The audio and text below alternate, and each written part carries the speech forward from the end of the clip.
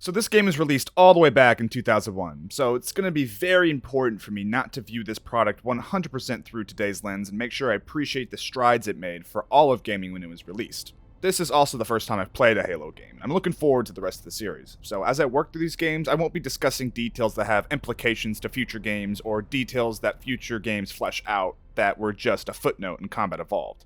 With that said, the Pillar of Autumn isn't actually moving itself. Many times throughout Combat Evolved, there are limitations in the technology that Bungie had to work around, such as this one. Using the camera, the art of the engines, and our expectations for a ship to, move, simulate its traversal through space. As for tracking us all the way from Reach, I love to see it. Just one throwaway word, and years later, an entire game is dedicated to the happenings on Reach. We made a blind jump. How did they... Get here first? The Covenant ships have always been faster.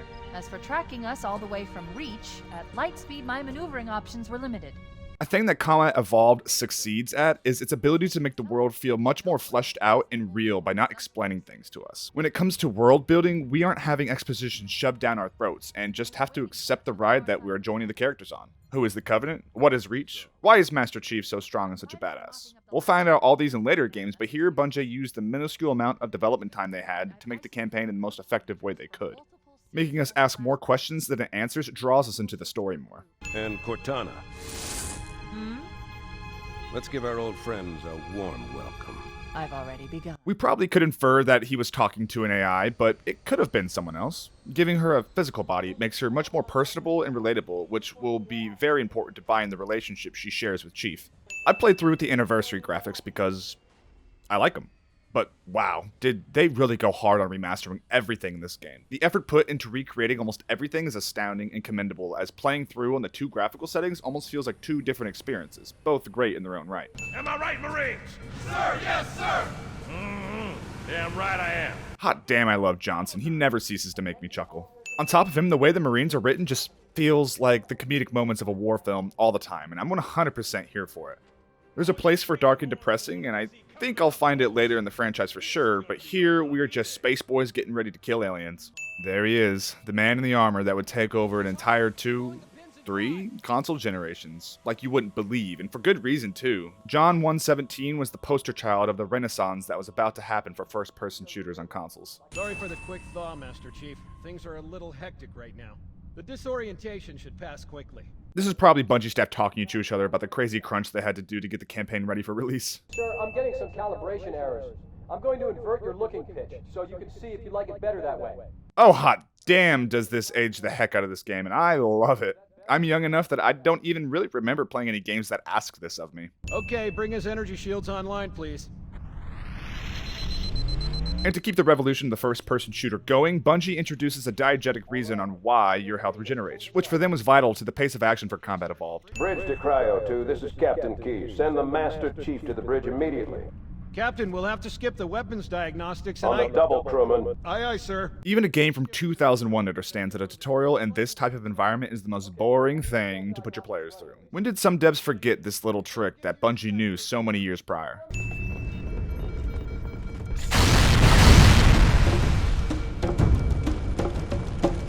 So in case you didn't realize how serious this situation is, they murder the nice man who gave us our wake-up call, and bring in the Halo signature percussion. Whoa!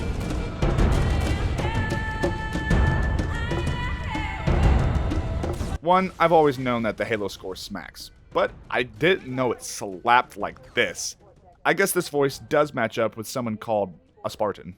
Captain Keyes. And there's that buttery smooth voice. They could have gone the route of the silent protagonist and the armor would have made it work.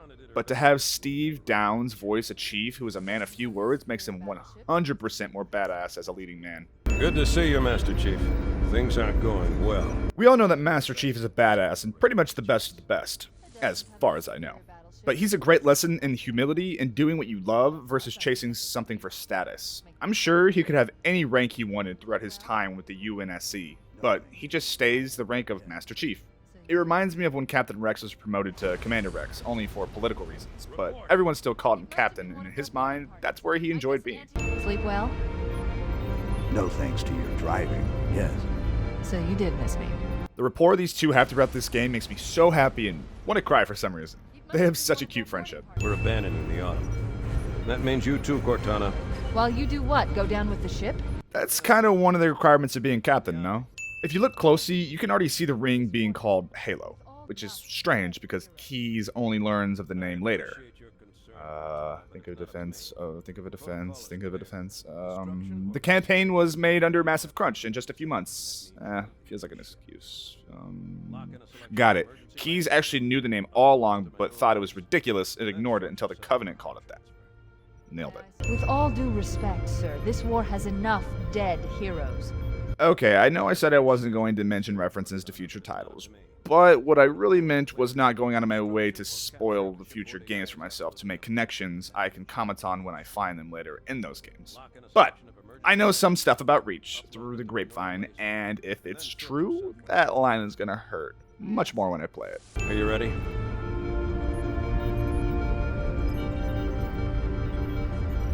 Yank me. Well, don't mind if I do. Keyes, probably. Your architecture isn't much different from the Autumn's. Don't get any funny ideas. The dryness of Chief makes everything so much better, especially when contrasted with the more lively Cortana. Am I going to fall in love with these two as I go throughout the franchise? And now we are finally getting to play the game. Something about Halo that always jarred me when I was younger was no ADS. But with more context of this game's development, it's brilliant. It's a perfect response to having Combat Evolved move from PC to console, the joystick not being as precise and not wanting to do GoldenEye tracking. This was the natural way to go. Spray and pray, baby. To continue Combat Evolved's trend of revolution, the jump to console also forced Bungie to only allow Chief 2 weapons instead of the usual bag of holding of goodies shooters at the time used. This one choice affects so much of the game it's not even funny, and it's all for the better. You know, I just want to know what the elites think of the grunts, because Jesus Christ, does that have to be a strained relationship.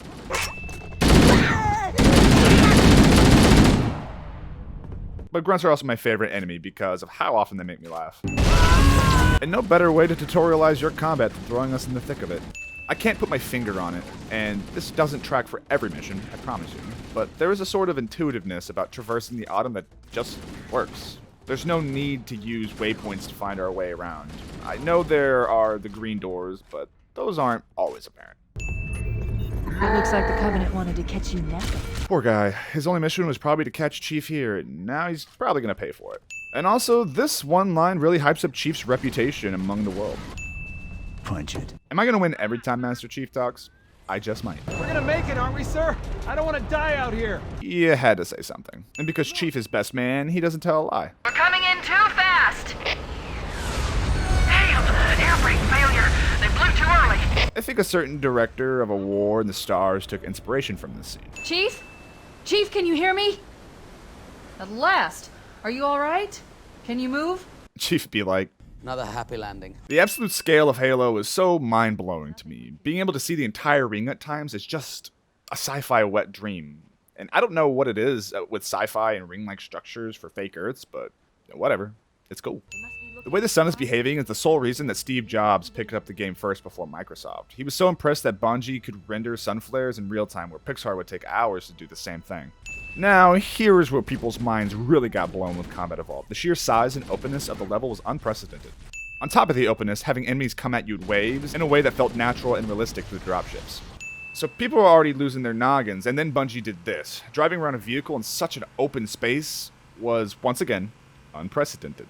I never truly understood how big Halo was to the gaming scene growing up, as I was a PlayStation shill and ignored everything Halo.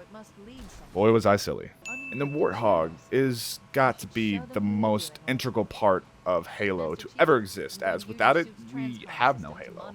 What happened was, this was originally going to be an RTS. Funny, because we got that later, but Bungie started playing around with this truck they made, and for one reason or another kept moving the camera in closer and closer, and had so much fun in the Warthog, they completely changed everything they were doing to create Halo.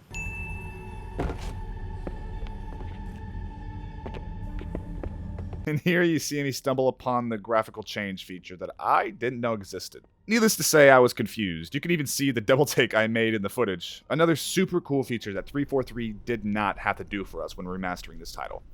Side note, now that I have found this feature, you're going to see me playing with it all the time throughout the video. See, when I think of Halo in the context of its release, it reminds me that in order to continue to create media that adds value to our lives and the art form it occupies, there's a responsibility upon the creator to innovate, and innovate in meaningful ways. Not just a graphical update or a few new guns. Of course, not always can innovation come in the form of GoldenEye to this, but just make sure you innovate in such a way that adds value. Think Call of Duty and how stale it was. Then the Modern Warfare reboot happened, which I feel had a lot of positive innovation. Repeating successful formulas is safe and will probably work, but do you really want to live in the world where games, films, and movies are just echo chambers? I know many will say that's ironic and hypocritical coming from me, but you can't please everyone. To cap off this win, thank you Halo for the reminder to always strive to be better. Wow, there he is! He's talking about Chief, right? He's got to be talking about Chief. Coming here was reckless. You two know better than this. Thanks. You got to be the captain, of course, but still, thanking your buddies. They call it Halo. 1 moment, sir. Accessing the Covenant BattleNet. Love that we cut to Chief as Cortana talks since, you know, he's through his helmet. I hear that some people believe that Chief was a woman underneath the armor because of this. I thought they were looking for the bridge of a cruiser that I damaged during the battle above the ring. But they must be looking for Halo's control room. Damn, that score of the Halo theme sliding itself in there as they're talking about what Halo really is. Martin O'Donnell and Michael Salvatore absolutely murdered this score and created one of the most iconic themes ever. Captain! Hunters! Hang on. They don't call him Captain for nothing.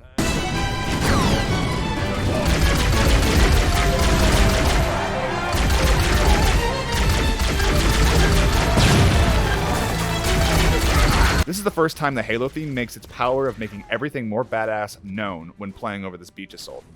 And how fitting that Bungie waits to use the song in all its glory on the first level developed.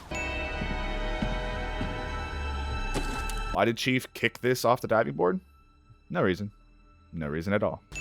To defend a lot of the samey level design here, Bungie was under insane crunch on a game that was already revolutionizing the genre. So, for what it accomplished, I think we can cut it some slack.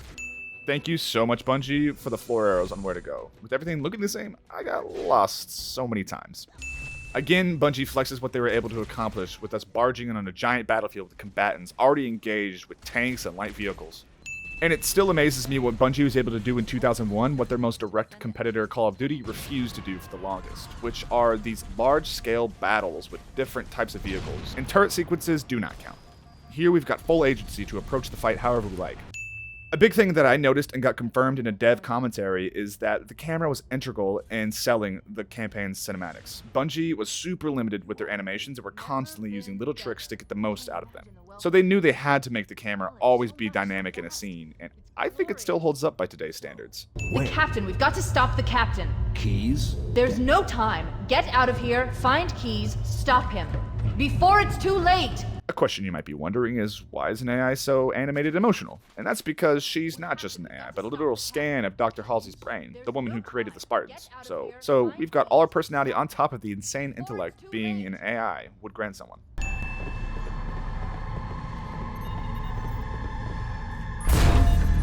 From the moment we enter the structure, you can hear the score shift immediately, priming us for the scary, creepy reveal of the Flood.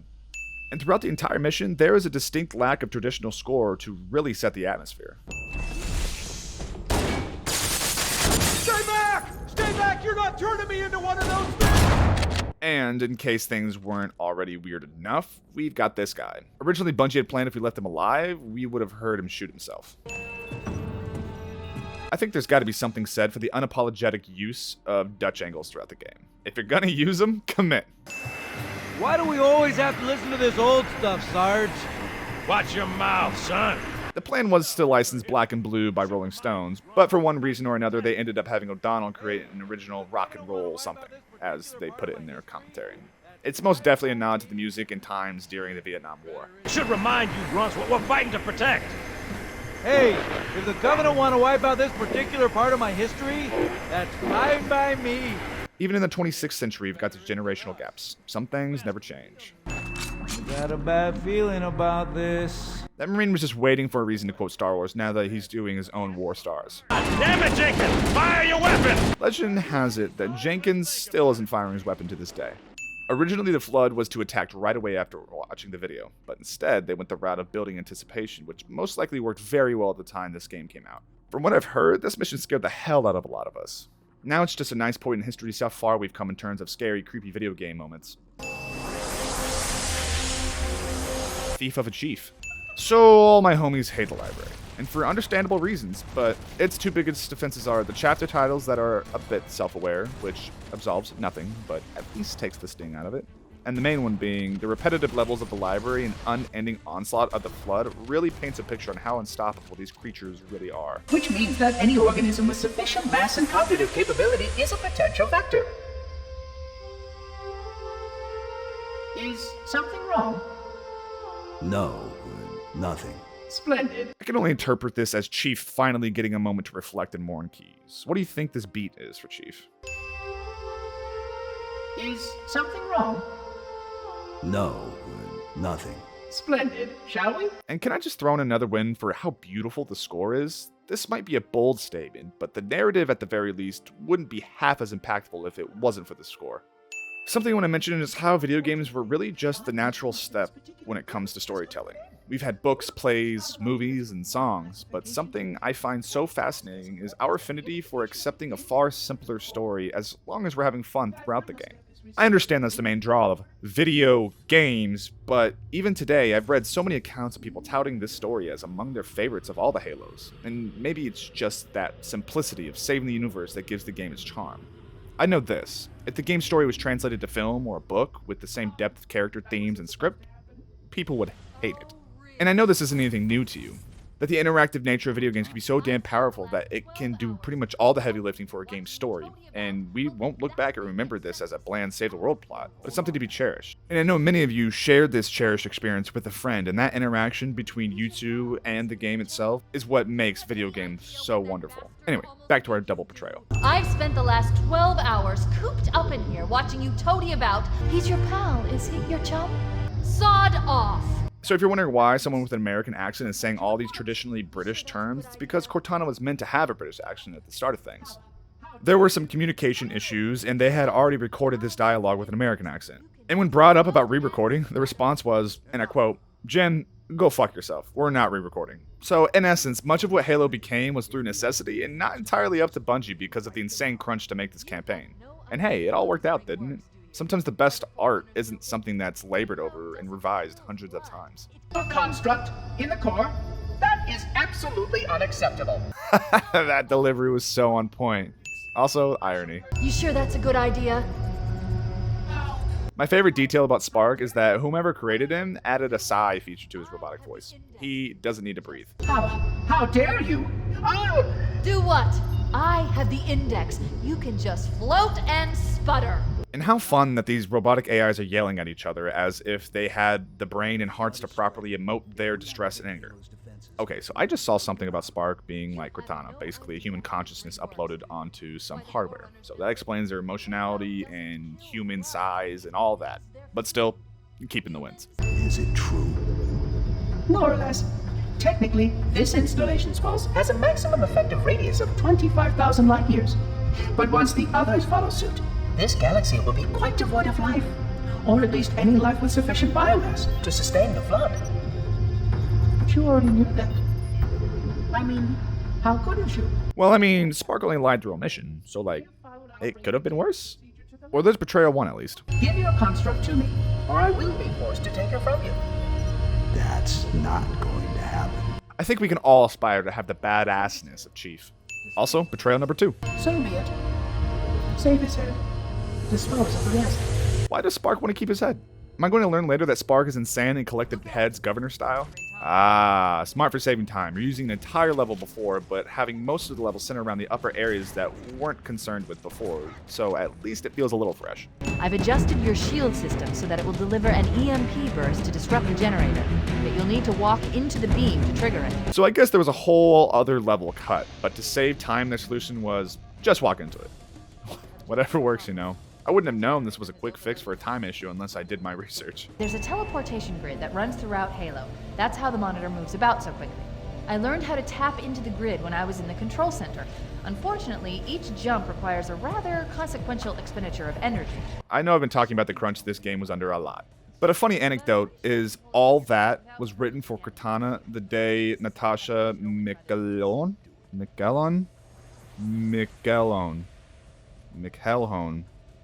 you guys can help me with that in the comments, I know you will, walked into the studio. Of course, script changes are made daily all the time, but talk about building the tracks right in front of the train.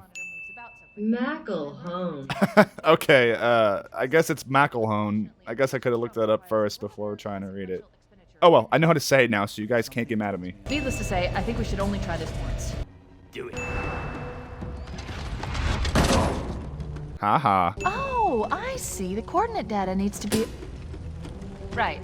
Sorry. These two are so cute. Oh, poor Keys, but a great way to show how much worse the Flood could get. And something interesting is that the Flood twist swaps the antagonist from the Covenant to them. I like this because it opens up the doors for the humans and the Covenant to team up against the Flood, because we all want to survive in the end. You know what he'd expect... What he'd want us to do.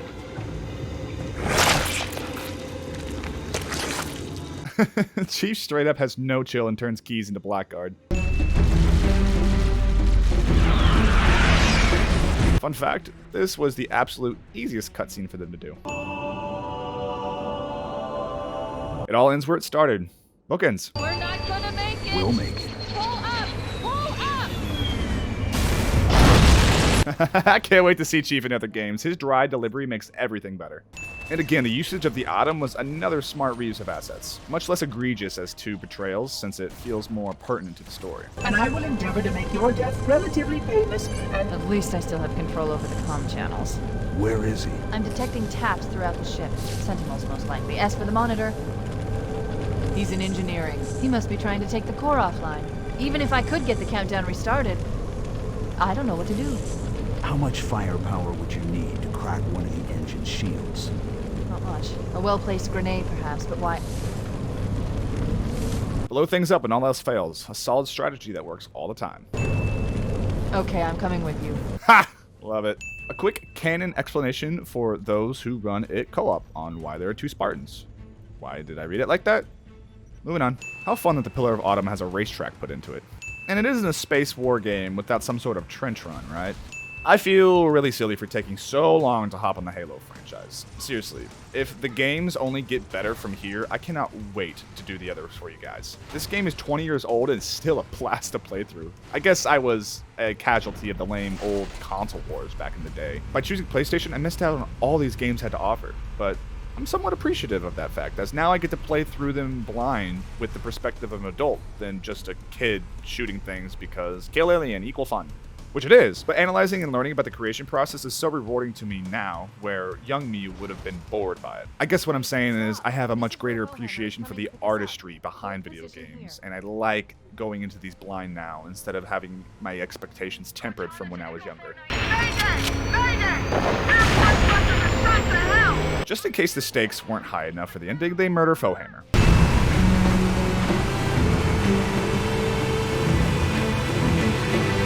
So that's why they didn't use the theme for the first leg. We gotta save the best of the score for last.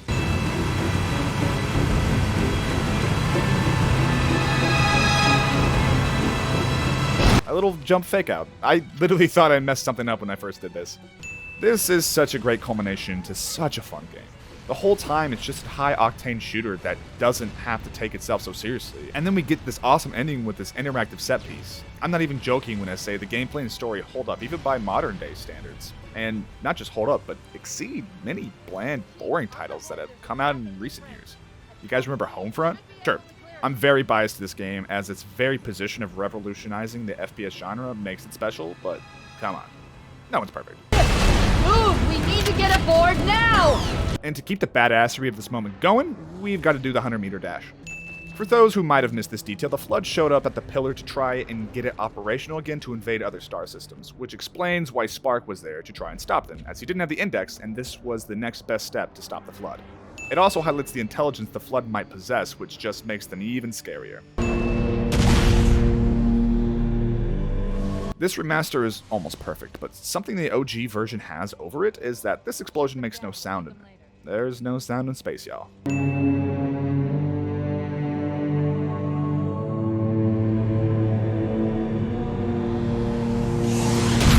To think how fast that piece of Halo must have been moving to cross the distance is crazy. And that explosion was derived from a human creation. Sounds about right. It's finished. No. I think we're just getting started. Sequels, sequels, sequels, sequels, sequels! And that is a good thing.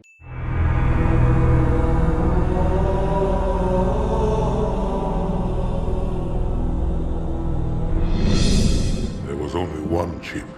One? Are you sure? Yes.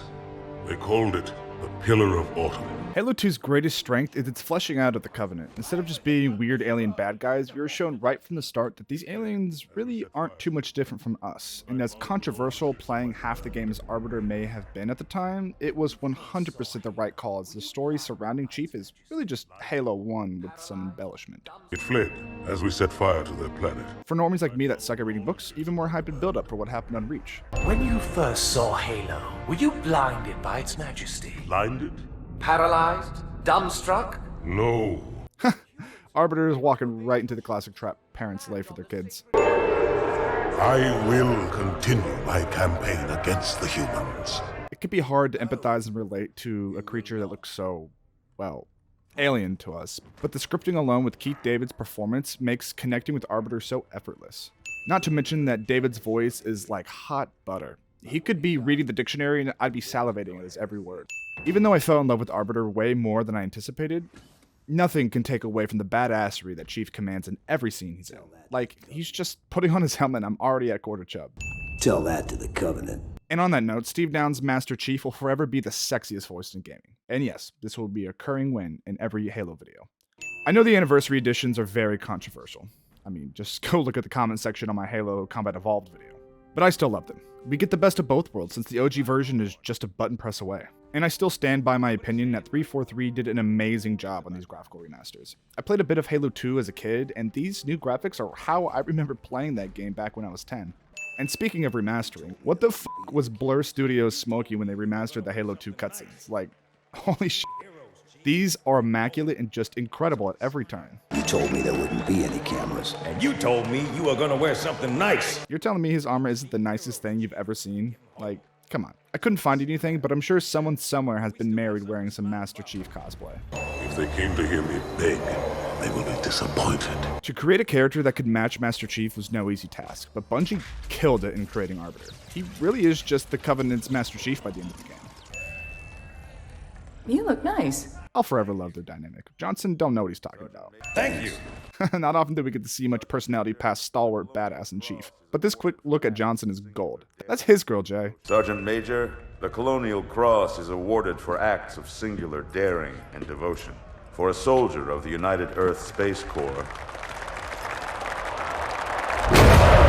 There can be no greater heresy.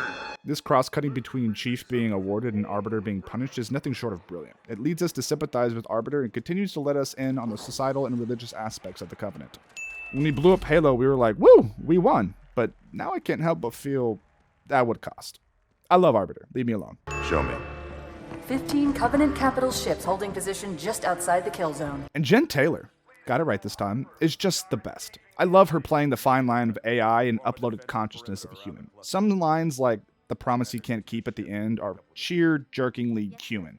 And others are flat like an AI would be. And also, Halo 2 starts the trend of Cortana getting thicker with each game, so there's that. Form a defensive perimeter around the cluster. Commander, get to your ship. Link up with the fleet. Yes, sir. And Blur continues to impress on not just the stunning fidelity they achieved with these cutscenes, but also the cinematography. Too many shots left me in awe. Defend this station. Yes, sir. I need a weapon. Oh, Chief only has around 15 lines in 2, but every single one is quotable and badass. Halo 2 actually only exists so they could add dual wielding into the game, and you cannot change my mind on that. I mean, just look at the cover of the game box. A bomb. Then they sure as hell brought one here. Chief, find it. oh, how nice it must be to have someone like Chief on your side. You see one of your ships get blown to bits, but you can rest easy because all you gotta do is summon Chief and you win. Just so you know, there are quite a few elites guarding the bomb. You may need to get creative. I mean, you saw Chief's idea of creative at the end of Combat Evolved. Something tells me it won't be much different here. Me, inside your head, now. Say no more. How much time was left? You don't want to know. Just a little continuity about not letting the Covenant get a hold of an AI like Cortana. They were already cut it close, but worth the extra few moments to safeguard her, just in case. Sir, permission to leave the station. For what purpose, Master Chief? To give the Covenant back their bomb. I know his armor is part of his thickness, but I mean, come on. Chief's looking snatched. Just one question. What if you miss? I won't. Am I going to win everything that comes out of his mouth? Yes. Yes, I will. I'll always be a fan of the camera zoom technique to emphasize scale.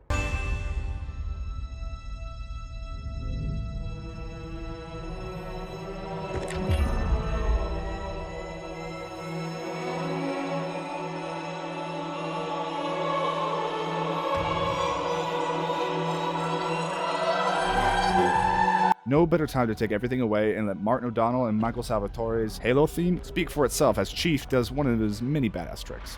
And to think this melody was thought up during a car ride to the studio during the insane crunch of the first game. Sometimes inspiration hits at the strangest times. For a brick, he flew pretty good. Chief, get inside. Not even surprised that Chief survived a move like that. It's really just another Tuesday for 117. Kill me in the comments, I dare you. A prophet. He's on that carrier and he's calling for help. And there's the only help he's gonna get. Look out! See the environment? It's little things like this that made Halo 2 so monumental when it came out. Even in modern FPSs, we don't have environments that interact with our actions sometimes.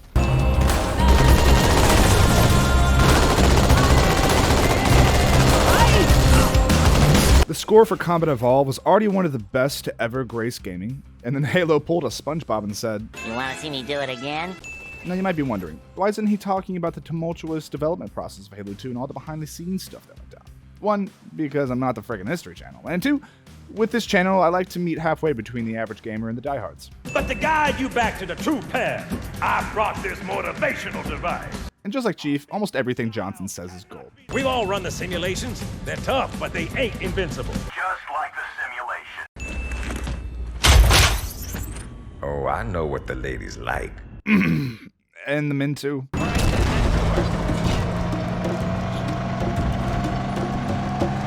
People always say the da-da-da-da is when the hype train starts in Halo. But let me argue that it's a little bit sooner than that. The progression leading into the theme is just as hype.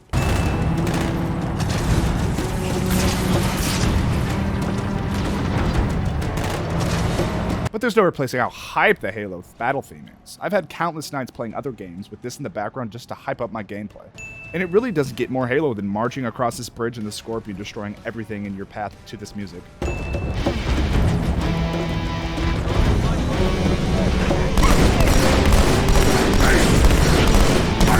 Has this mission been nothing other than me gushing about mopping up Covenant to dope-ass music? Nope. And can you blame me?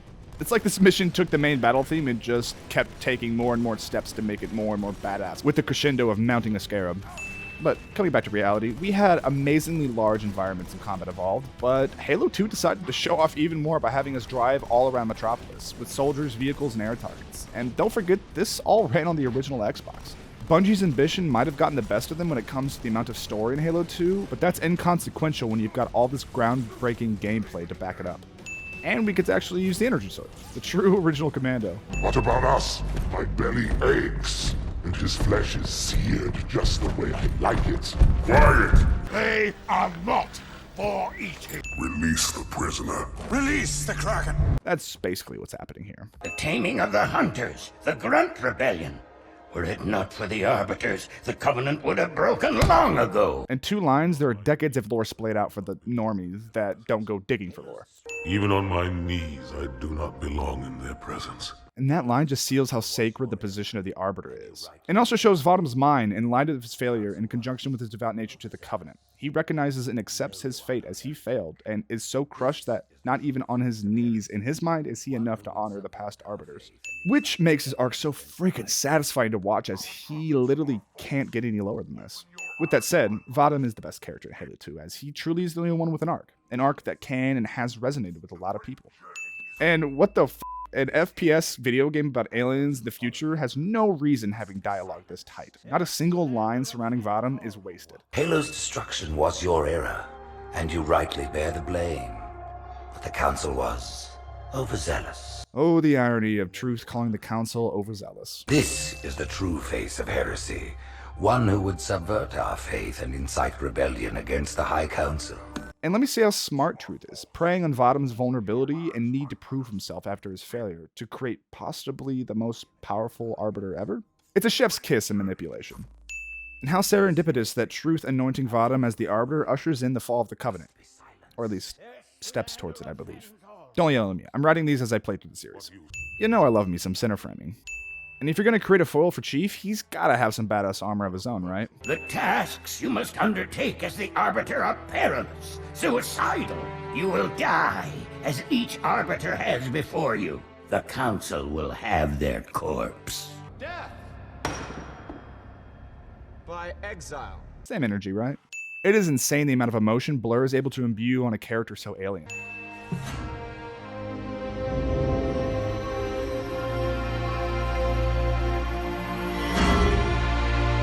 And the music doesn't discriminate that he is the bad guy. This music could have been haunting, scary, and evil sounding to forebode a coming tide against the humans, but it's uplifting and somewhat heroic, continuing their plan to make us fall in love and root for Arbiter. They use our Lord's creations to broadcast their lives.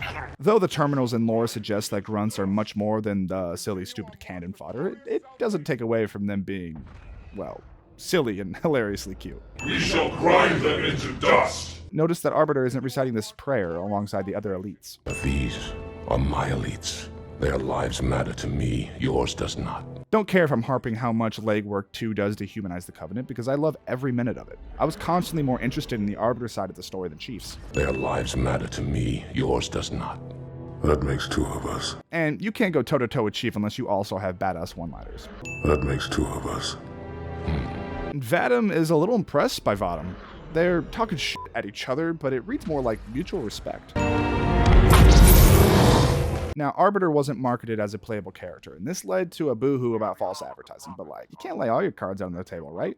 Keeping Arbiter a secret was the best move Bungie could have made. Your armor system is not as new as ours. Your camouflage will not last forever. A diegetic reason to limit exploiting the camo, and if I'm to reach, which we all know I will, it's probably because the Arbiter armor is so coveted they refuse to upgrade and update it to keep in line with religious practices, or whatever you want to call it.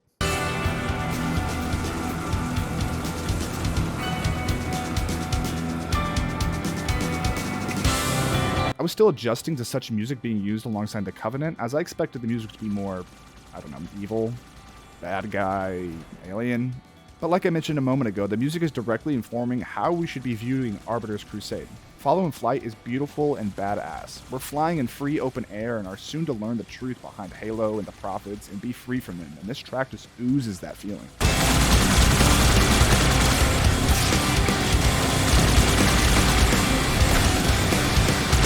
Though the opening of the track feels freeing, let's not forget how badass that drop is. It's like the track is chronicling Arbiter's arc in this game.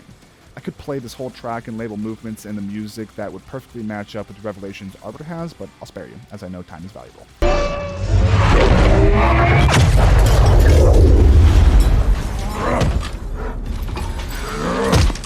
100% a reference to the last mission of Combat Evolved when Chief told Cortana, "We'll make it." The Oracle.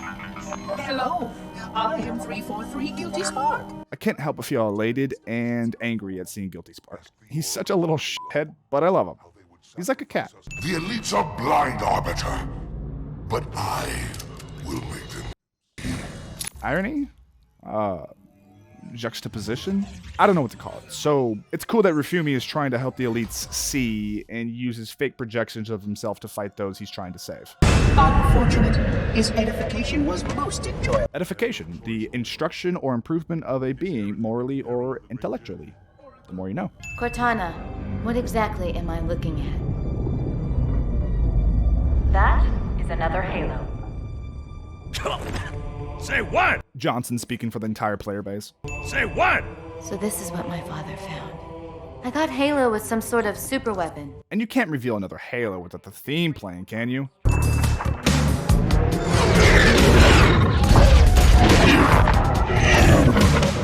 Looks like the UNSC wised up and decided to not ship Chief in a locked dropship with Marines. If you know, you know. Could we possibly make any more noise? Yep. Wait, go. Huh. The Halo theme is used diegetically as some sort of religious sermon about the righteousness Halo might bring them. I'll secure the index, Chief. You take out the Prophet. Thank God they didn't make us go through the library again. 3 Prophet hierarchs. Killing Regret should shake up the Covenant leadership. But frankly, it sounds like you might be doing Truth a favor. Not so subtle hints to Truth wanting to amass soul power.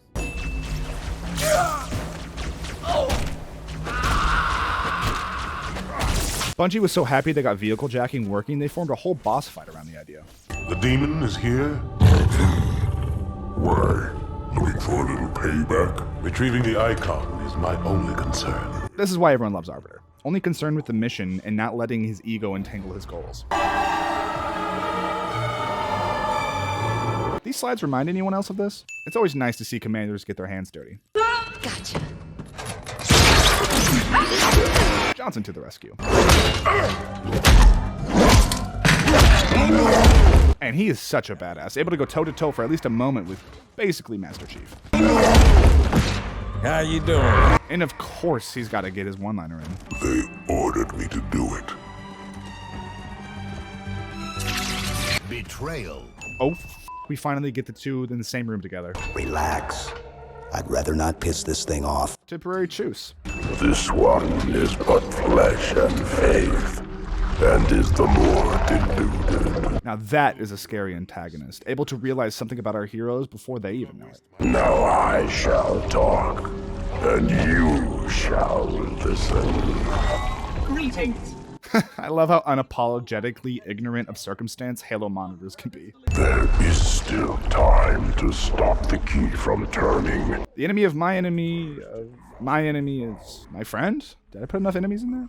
The most unlikely alliance, and I'm here for it. Fate had us meet as foes, but this ring will make us brothers. The Gravemind is just completely awesome. This dialogue is so cool, and for the Flood to actually have a leader completely changes the game for their place in the story. It amps up their threat, and the mystery surrounding him upped the anticipation for 3 even more. And the fact that the Gravemind is basically all victims of the Flood combined into one sentient hive mind makes him horrifying. So much collective knowledge that can be used against its enemies. And nothing, not even the Flood, can stop it. He says as Chief enters the room.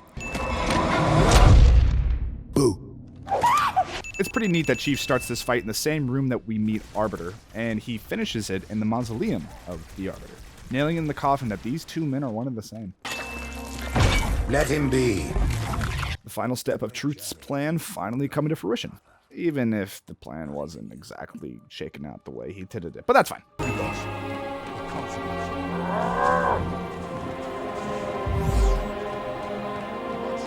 I love that right away Arbiter has to see this betrayal beyond just him. Walking around with this haunting score really cements the weight of this in the player and Arbiter's mind. Smells heresy in the distance. He can activate the ring. If he does, I'll detonate in Emberclad's reactor just like we did the Autumns. The blast will destroy this city and the ring. Not a very original plan, but we know it'll work. At least Bungie recognized that fact. After I'm through with Truth. Don't make a girl a promise if you know you can't keep it. Why am I feeling so much for an AI and a man created for battle? I guess it's because these two only exist for the same purpose and all they really have. Also, Jen Taylor's delivery kills me every time.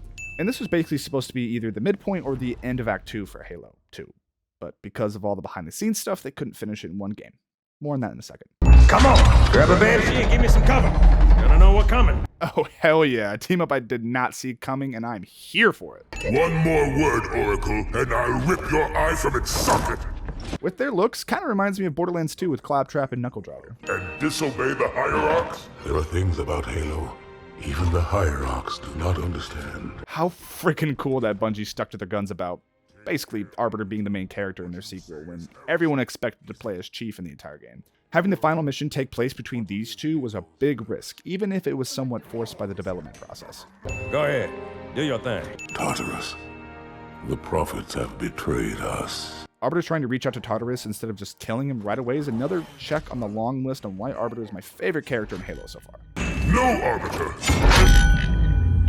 The great journey has begun. And I love the theme that permeates the entire Covenant story with using religion as a tool to control others, being fed this lie about the great journey and what it will bring to those who follow it. Arbiter once was in the same place as Tartarus, and it may seem ridiculous that Tartarus wouldn't listen, but in all reality, that's real. Imagine going your entire life believing something so deep in your bones, and right as you're about to do the one thing that truly matters, you're told it's all baloney. It's most likely coming from a place of denial, and it's just too much to handle, so might as well just finish what you started so long ago in hopes that it's real. Hoping that through your faith, you'll be rewarded. My favorite thing about Arbiter's arc is that I've read accounts of people who have been raised religious their entire lives, and this game opened their eyes to think for themselves, not just follow blindly what they've been taught. And this isn't to discount religion, but to remind people that it's always your choice to be devout or not, and nothing and no one should influence that decision. What's that? A beacon. Johnson was riding Guilty Spark. Why the Ark? Of course. And where, Oracle, is that? Check out that shot. These three all standing in solidarity. Master Chief, you mind telling me what you're doing on that ship? Sir, finishing this fight. They could have ended it there and had all of us on the hook for 3. I don't even care if it ended on a cliffhanger because that's just how things in life shake out sometimes. I will ask, and you will answer. All right. Shoot. But that is the real cliffhanger. Remember how the Covenant getting a hold of Cortana was like the worst thing that could ever happen? And now we're being led to believe that the Gravemind might have Cortana as well, and that basically makes him unstoppable, and all we can do is wait and hope that she knows what she's doing.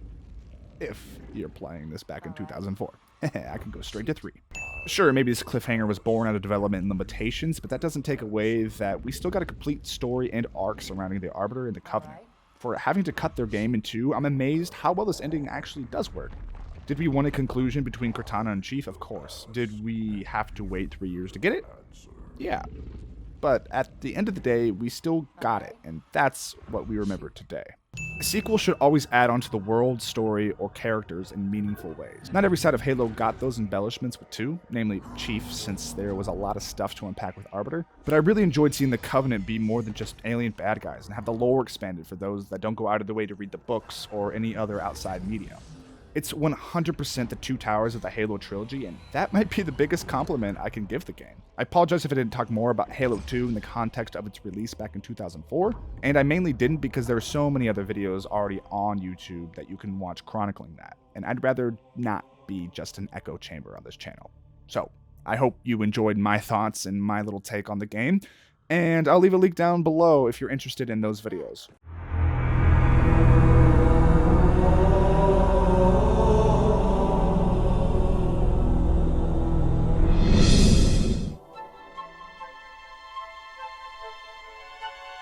I don't know if it's intentional, but these little flutes and the panning from the stars feels very inspired and possibly paying homage to Star Wars openings. Like it has to. Choose whichever Spartan I wanted. Cortana picking Chief makes their connection even sweeter. It makes us, the player, feel somewhat more special as Chief is our avatar through this world. You had something they didn't. Something no one saw but me. Can you guess? Luck is a really hard trait to judge in a character, and it stands to reason that no one but Cortana would have seen this in Chief, as she's an AI. Of all the situations Chief succeeds in, others will praise him for his ability and determination. But Cortana can run the statistics on his chances and often can't explain how Chief is able to come out on top, other than luck. And John's number is also 117, 7 being often attributed to being lucky, and the 1-1 being that of John and Cortana. And for those that scream, Chief's got stronger plot armor than Jon Snow in the Battle of the Bastards. There's a reason why it seems that way. How far did he fall? 2 kilometers. Easy. Woo! Metric system. Can we all agree to retire the Imperial? This is my attempt, however small, to create wide-sweeping change on a global level. Let's see if this is the straw to break the Imperial system's back. Could you imagine if they did kill Chief off at the start of 3 and we played as Arbiter? That would have been insane. We're not leaving him here.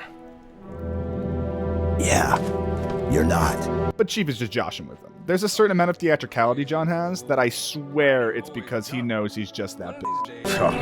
Crazy fool. Why do you always jump? For real though, Chief stay be jumping even when the Halo game in question has fall damage. I like the new lines that show Chief's viewfinder. It took a second to get used to, but eventually just added more to my immersion. Everything checks out, Sergeant Major. Kick off the training wheels, Corporal. He's good to go. Yeah, everyone who's anyone that's playing 3 has for sure played CE in 2. Glad Bungie recognizes this and just throws us into the fight. You know, the one that we gotta finish. Leave it to Chief being the only one to recognize the camo. Got enough to worry about without you two trying to kill each other. Were it so easy. Hell yes. If anyone's gonna be able to look down on Chief, get away with saying that, and have the players believe it, it's goddamn Keith David's Arbiter. Chief's a man of a few words and speaks mostly through his actions. Just the way he snatches the MF5 shows his distaste for working with Arbiter right now. You gotta remember, the last time Chief saw him, he was 34 numbers and a rule away from an M-rated game. Huh. Sierra is S in the NATO alphabet, so Sierra 117 is referring to S117 or Spartan 117. The more you know. If it's not glaringly obvious, I don't have many people in my life with military history, and don't know much about it myself. This is the first Halo where the co-op has the second player control a character with actual stake in the plot, that being Arbiter. And when playing co-op, lines of dialogue are shifted around, such as when the Arbiter is sent to shut down the generator of the Covenant to reflect this change. Let's not forget how amazing this game looked back when it first came out. Being the first Halo using the 360 hardware is quite the monumental jump. And even now today, holds up astoundingly well, which I mostly attribute to the stellar art style and the lighting. Normally motion blur makes me sick and just looks tacky, but Bungie handles it really well in 3. I wasn't even mad I couldn't turn it off in the menu. These little interactions, or vignettes as Bungie describes them, are scattered all around Halo 3. Having these little scenes start in a scripted manner, then branch out depending on what we do, really helps transform combat encounters from shooting galleries to living, breathing combat environments. Could you sacrifice me to complete your mission?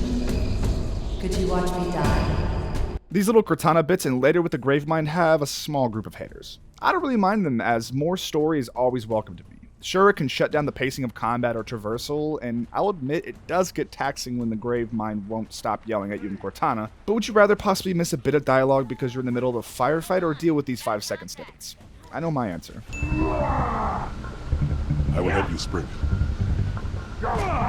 No one could ever denounce the heart that Johnson had. Can only imagine if he was a part of the Spartan 2 program and not just 1. What's the best new weapon introduced in Halo 3 and why is it the gravity hammer? And let me not forget to mention equipment. It's something we definitely take for granted now in more modern titles, but at the time it was such a welcome addition. Different types of equipment such as the bubble shield, deployable cover, and the grab lift all add on to the wonderful sandbox that Bungie mastered in this game. More on this in a bit. But let's talk about why they really added equipment, just to have this dope-ass trailer shot. Did anyone else watch the trailer edit with Last Resort playing over it? I never played Halo but a few times as a kid, but boy, am I telling you how badass that trailer edit is. And badass is a word I'll be using quite a bit to describe this game. Sorry. No way. A Spartan? For real? Poor guy. I love that Halo doesn't take itself super seriously all the time. Let him know. All of you vermin, cowering in the dirt, thinking, what, I wonder? So truth is different from the calculated one we see in 2, but I'm gonna attribute this stark change in personality to him finally being so close to his goal. Both the other prophets are dead and he's in complete control. Couple this with the stress of High Charity falling to the Flood and the elation he must be feeling over finding the Ark, I don't think it's a stretch to say that all of this has gone to his head. Cocky bastard just loves to run his mouth. See what I mean? Does he usually mention me? Oh, stop being so humble, Chief. Hey, open up! Password, please! You gotta be kidding me. What password? The password so we don't open the door for brutes. Do I sound like a brute to you? Well, you could be held prisoner by brutes. If I was held prisoner by brutes and knew the password, then the brutes could just force me to tell you the password and you'd open the door for them. Okay, well now I'm definitely not gonna open the door. But we need ammo!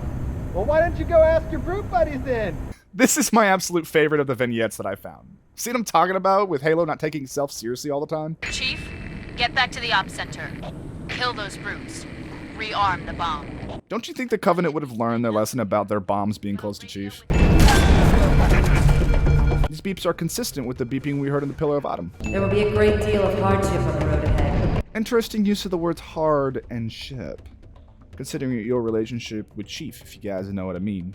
I am in love with how distinct each of the faction's vehicles are. We've got the traditional military-themed vehicles for the UNSC, the slick and smooth, very alien Covenant, and then the new brute vehicles, like the chopper here. One glance at any of these, and you're able to identify immediately which faction they belong to. And the brutes' vehicles perfectly match the personalities of being strong, tough, well, brutes, with their spiked iron qualities and unfinished metal paint, if there's any at all. Interestingly enough, if you look closely at the Prowlers, you can notice that it was inspired by an anglerfish. The more you know. And does the chopper remind anyone of these?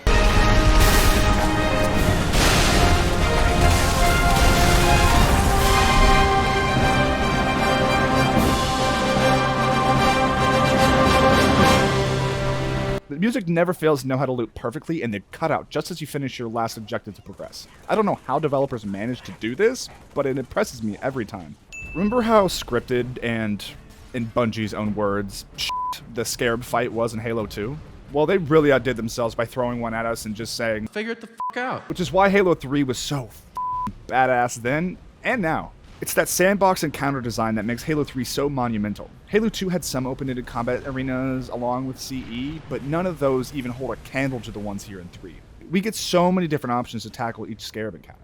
I streamed my playthrough of Halo 3, and I saw you guys commenting that even 14 years later, you've never seen someone take on the Scarabs the way I did. These arenas are truly a choose-your-own-adventure book in the best way possible. And how pretty. Who knew death and destruction could be so glorious?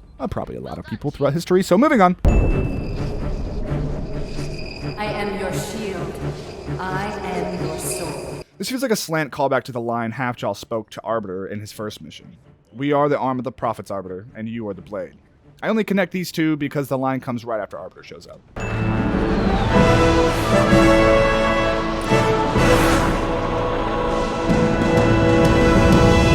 All ships, fire at will.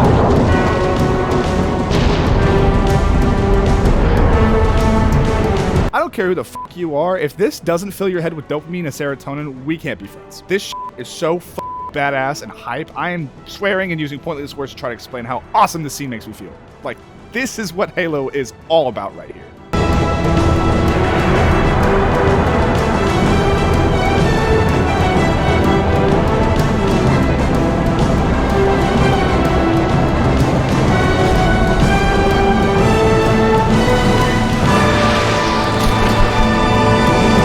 I don't think there's another video game out there that can match Martin O'Donnell's Halo score for what it's trying to accomplish. Please, I'd like to see you try.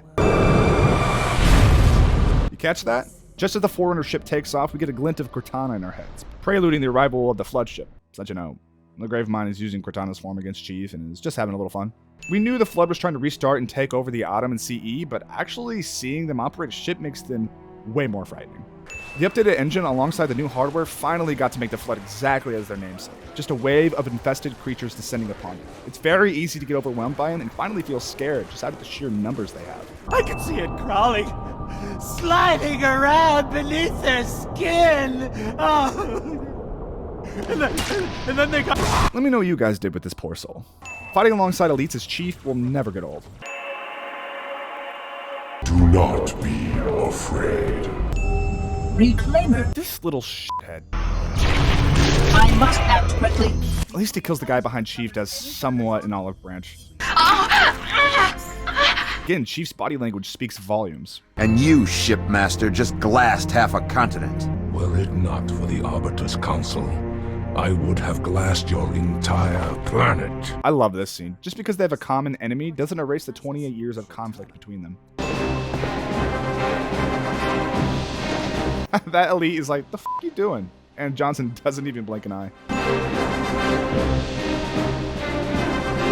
And then we see Arby doing the same thing. Seeing this truce on full display like this is just so So cool. Even if the scene lends to Arbiter being somewhat sidelined to the same level of importance as Johnson when he was basically the leading man in Halo 2, it's fine, but it makes me kind of sad for Arbiter. But Johnson's awesome, so it's okay.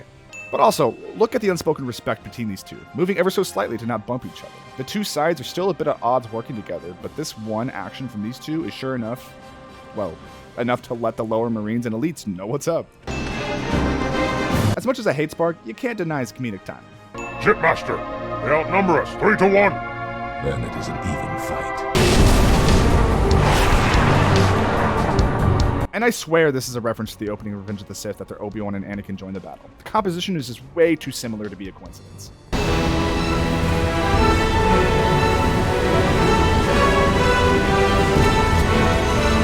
Just another win for the stellar score. This moment would not be what it is without this track. With all this armor rolling around and the battle lines drawn, Halo 3 is able to make these combats feel so grandiose. I'm so sad that I was a PlayStation kid growing up. Missed out on all this with the wonder mind of a child. Everything! This chieftain, if you don't just murk him right away like I did, or anyone else, he'll actually challenge you to one-on-one combat, and the other brutes will oblige. Roger that, Hocus. Get out of there. The Spartan laser is badass. That is all. Good work, Chief. That's one. The Arbiter should be just about to... That's two. Oh, yeah. One can always count on Arbiter, and two, love that he's constantly tit for tat with Chief. Bungie asked themselves when designing this level, what could be even cooler than fighting one Scarab? Johnson gets captured like 14 times during the Halo trilogy, and it never once hampers his spirit or makes us think less of him. That is when you know you got a, dare I say, badass character. Since I've been talking about references to other movies, how about this one? Do it. Me. And you. Now. This is why Johnson is such a badass. Willing to do whatever it takes, but damn did this scene make my heart break. And I barely know Keyes. Once again, O'Donnell is doing so much heavy lifting. A video game score at this time had no reason being able to match the likes of high-budget films, and Halo really pushed the boundaries on what's expected from score in video games. Your forefathers wisely set aside their compassion, steeled themselves for what needed to be done. I see now why they left you behind. But also why they only allow themselves and humans to activate the rings, because of our compassion. Chief's love and trust in Cortana is what saves the galaxy in the end. And once again, Chief's body language, not willing to waste a second and get up there to save Johnson while Arbiter calmly walks. Let me lead you safely to our foe. Only you can halt what he has set in motion. I was cheering when this moment happened. The Gravemind did say they would be brothers in Halo 2, and nothing brings two beings together more than fighting side by side. And from someone that knew nothing about Halo going into these, all the truces and alliances blew me away. I have no idea how I avoided spoilers all these years. I am truth!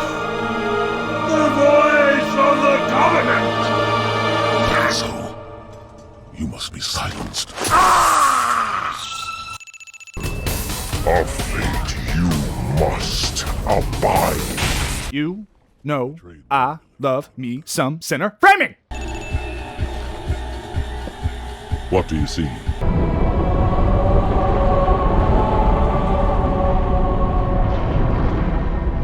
Though the Gravemind has most control over Cortana, it's so neat that she's still fighting and guides Chief to show him her plan.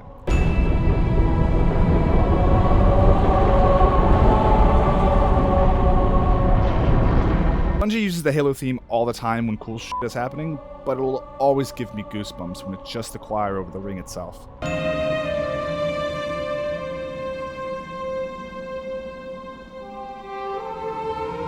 A technique used like crazy in Star Wars and many other films was to use matte paintings to create a ginormous landscape, which is exactly what we got here with a couple 3D elements on top. We exist together now, two corpses in one grave. Am I sad that we never got a final encounter in 3 with the Gravemind? Absolutely. But it's not really necessary for the story to take him head on. The heart of the matter here is the bond between Chief and Cortana and saving the entire galaxy from the Flood. And ending this level with a climactic fight would just muddy that water. And also the fact that technically there is no killing the Gravemind unless you destroy the whole flood, so killing a giant tentacle worm would just be gratuitous grandeur for its own sake. And running through High Charity now, as it's completely overtaken, is a great way to show just how horrible the flood spilling across the galaxy truly would be. We've been told many times that it's not good, but to see it firsthand is a whole nother thing. Compounding that with a location we're familiar with. We know what this place used to look like, and now it's barely even recognizable as High Charity. This is UNSCAI serial number CTN0452-9. I am a monument to all your sins. Remember when Gravemind said that in Halo 2? This is pretty much telling us that Cortana has finally lost strength to hold Gravemind at bay. But no worries, because we're like right there. You found me. Well, I couldn't leave my best girl. When I make a promise. You keep it. Crying callback. I do know how to pick 'em. Lucky me. Flirting! A little souvenir I hung on to, just in case. Got an escape plan? Jesus Christ, I'm tearing up watching this scene. That piano might as well be their love theme. Got an escape plan? Thought I'd try shooting my way out. Mix things up a little. As opposed to jumping and or blowing things up. Just keep your head down. There's 2 of us in here now. Not a line of dialogue wasted, just like in Halo 2. Callbacks at the end of this game are so numerous, it's beautiful. Bungie really thought they were going to wrap up Halo with this game. Now,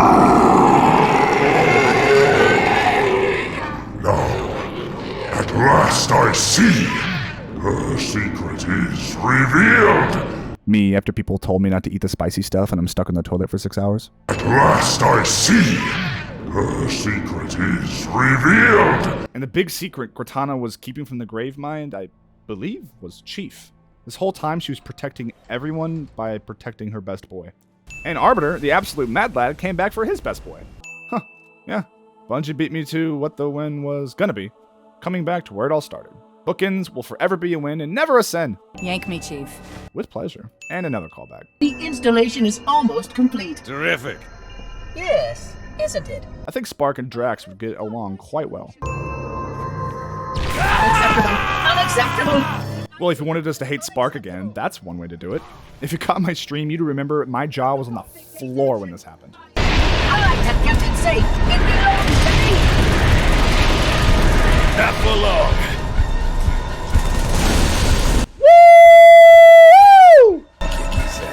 Why am I getting so emotional? It's like Johnson's the only other person that understands their connection.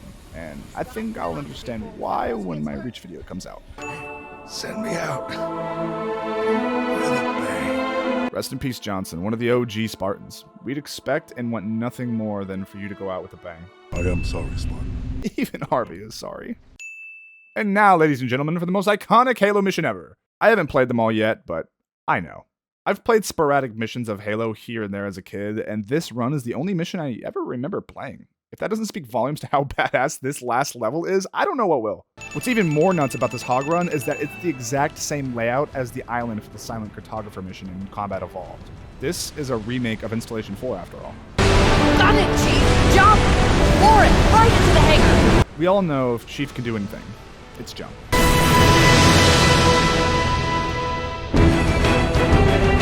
Just when we and then thought it was over, nope, still going down.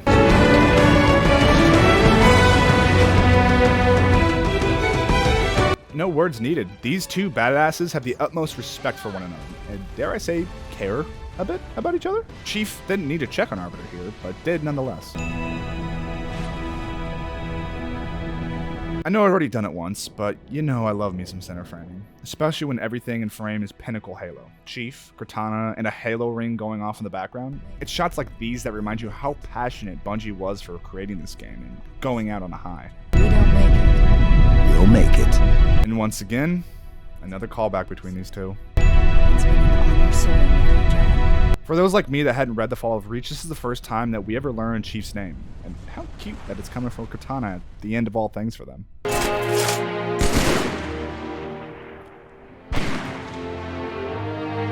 Nice to see that some traditions never die. After the lady's dead. Were it so easy? Chills. Chills across my whole body. And he's calling back to the line he used about himself when Chief threatened him at the start, now using it to show the amount of respect and camaraderie the two men now share. Also, Arbiter was the only one that showed up to honor the dead humans. He wasn't there for just Chief, but Keyes, Johnson, and every other life lost. I would like to see to know that it is safe. Fear not, for we have made it so. And he's not just talking about the Covenant. And though he's only been reported MIA, there is a bitter sweetness to seeing him honored here at the Hillside Memorial, and what I believe to be respect shown for him by not digging up a picture of his face, even if it's not a huge secret among the UNSC. Wake me when you need me. You thought you'd get a Halo video without me winning Steve Down's Master Chief? Absolutely not.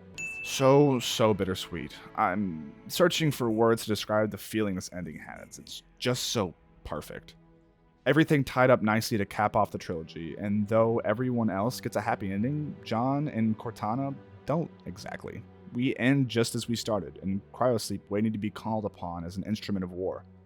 And that's the part that gets me, because we know how much these two care for each other, but John knows his limitations and what he was made for, so he accepts his duty and responsibility and heads to sleep for what could be the rest of his life. And that was it. I remember when I first finished it, I was just stunned. I was just looking at the screen, not knowing what to do with myself now. It's like finishing a great book. Granted, now we've got like 5 more games to play and see how the story continues, which I can only be excited for, no matter how good or bad people say those games are. More Chief and Cortana is enough for me right now. Halo 3 has its critics, but I view it as the perfect meld between Combat Evolved and 2. Bungie took everything they had learned and what the fans liked and made the perfect ending to a gaming trilogy. Not just story-wise, but in every department. Music, characters, gameplay. Not one bit of Halo 3 was not an upgrade from the first 2 games. It's not common to have a trilogy in any media be this tight and perfect. Not even the original Star Wars trilogy can say that. Fight me on this, I dare you. Return of the Jedi is good, but Han Solo should have died at the end of Empire. Oh. Spoilers. Anyway, between the generation-defining gameplay, music, story, and characters, Bungie created one of the best games ever that defined an entire generation of gamers. I envy those of you that took this ride as the games were released, and I can only hope and pray that another series comes along to define this current generation. There are more games in the franchise, but no one, and nothing can take away the impact this trilogy had on so many people, and dare I be so pretentious and say, Fear not. the world. I hope you all enjoyed the video, and thank you for taking this ride with me. Whatever your criticisms are on my take on Halo 3 and how I use this format to structure my thoughts, I hope for at least this video we can all agree to reminisce and share our experiences down below, and remind ourselves that no matter what I say or didn't, for at least this video, one way or another, Halo has brought us all together here on this platform, and that should be celebrated.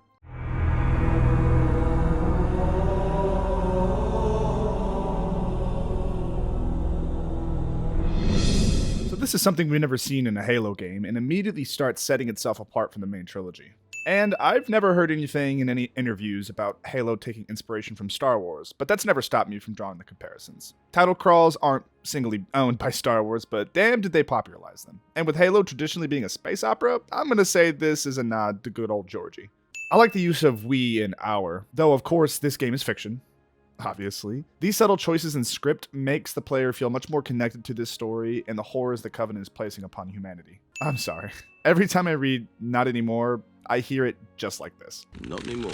If you're going to do a text crawl, you better make it concise and to the point. Bungie achieves this greatly. For us players that already know the history and lore, this doesn't overstay its welcome, but for new players hopping in, this gives just enough context to get started. Near suicidal and best of the best. I don't know. I think some Spartan 3s might want to have a word with you. We open on Rookie being asleep. This is definitely foreshadowing to how they won't say a single line of dialogue. And they're not gonna like what they hear. Orders are orders. Come on, Veronica. Casting has always been so on point with Halo games, but this is even more fun. Nathan Fillion and Trisha Helfer have already gotten their feet wet in the sci-fi world with Firefly and Battlestar respectively. They just slip right back into it. Coupled with the fact the art team did a great job recreating their likeness in Buck and Veronica all the way back in 2009. What could be more important than that character? My orders. On the surface, this is just some huff and puff, but my dumb brain wants to read the subtext as her orders being more of her thoughts and what she cares about in relation with Buck. Though the war is important, at the end of the day, who you really love will always come first.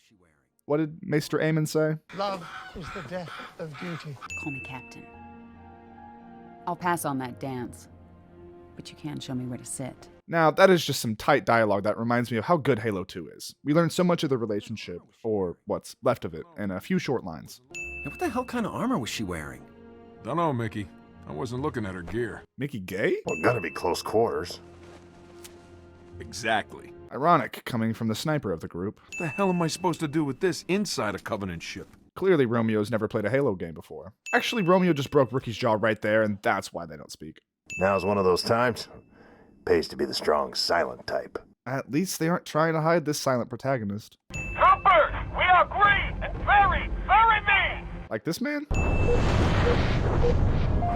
And you know I gotta win the OG respawn sounds for the drop. This is the same carrier that we see going to slipspace in the Halo 2 cutscene.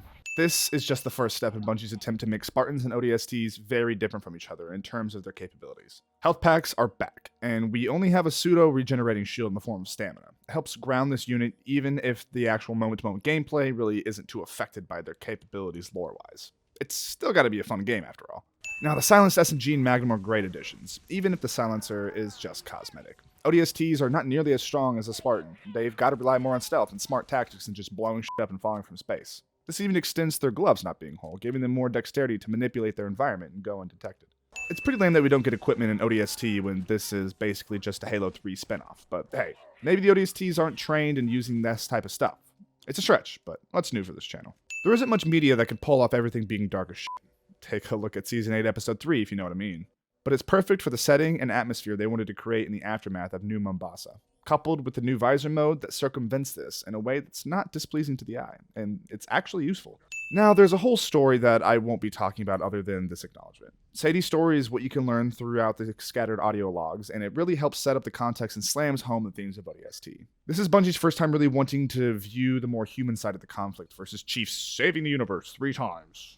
Through her story, we get to understand what the Covenant invasion is like through the eyes of just a regular civilian, which is really all the ODSTs are trying to save. Well, what's left of them in the city. I really enjoyed the plot not being so grand like 1 through 3. We're just some regular guys trying to save what's left. Now, the hub for ODST is the big thing that separates itself from other Halo titles. You either love it or you hate it. I'm kind of mixed on it, as for what they were going for, they nailed it. I'm sure you know they wanted this side of the story to be some kind of detective noir-inspired jaunt through the ruins of Mombasa, but it really just feels like walking simulator till we get to start playing Halo again. Great atmosphere and world building, not very engaging gameplay. Now I'm in complete belief that Rookie's seeing a version of what we do of these flashbacks through the security cams that the superintendent shows them. And does anyone else feel like this was just a preamble for Reach? The security footage, the more human story, having a group that we follow instead of just Chief? My hatch won't open. How about yours? Works great. Even when everything is falling apart, it's good to keep things light. Would you ask me in the morning? I remember not getting an answer. Say again, Buck. You're breaking up. I said stay put. I'm on my way. Oh, he's wanting to go save her to get an answer. Whoa! Protecting your captain, even though you're a little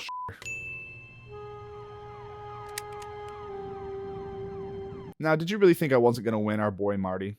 Come on now, this man is a genius and never misses. And to feel that feel of noir and melancholy of the Mombasa street missions, Marty just asked Bungie, "You like jazz?" And on that note, Martin O'Donnell made it a point not to use any music from the previous Halo games, specifically stating, monks. This really helps establish ODST's identity away from the Chief games.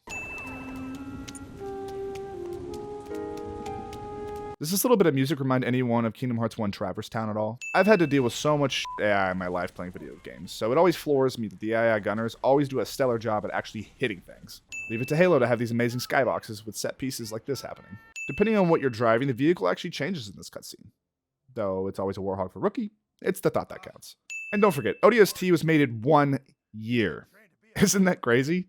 Sure, they already had the engine built, but they still had to do so much to get it ready for release. Adapt it to fit a pseudo-open world, create an entire OST for ODST.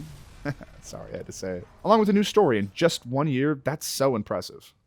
Tell me I don't have any more flying to do today. I think Dutch and Obion would be good friends. Now, what's fun about these next few missions is that you don't have to do them in chronological order.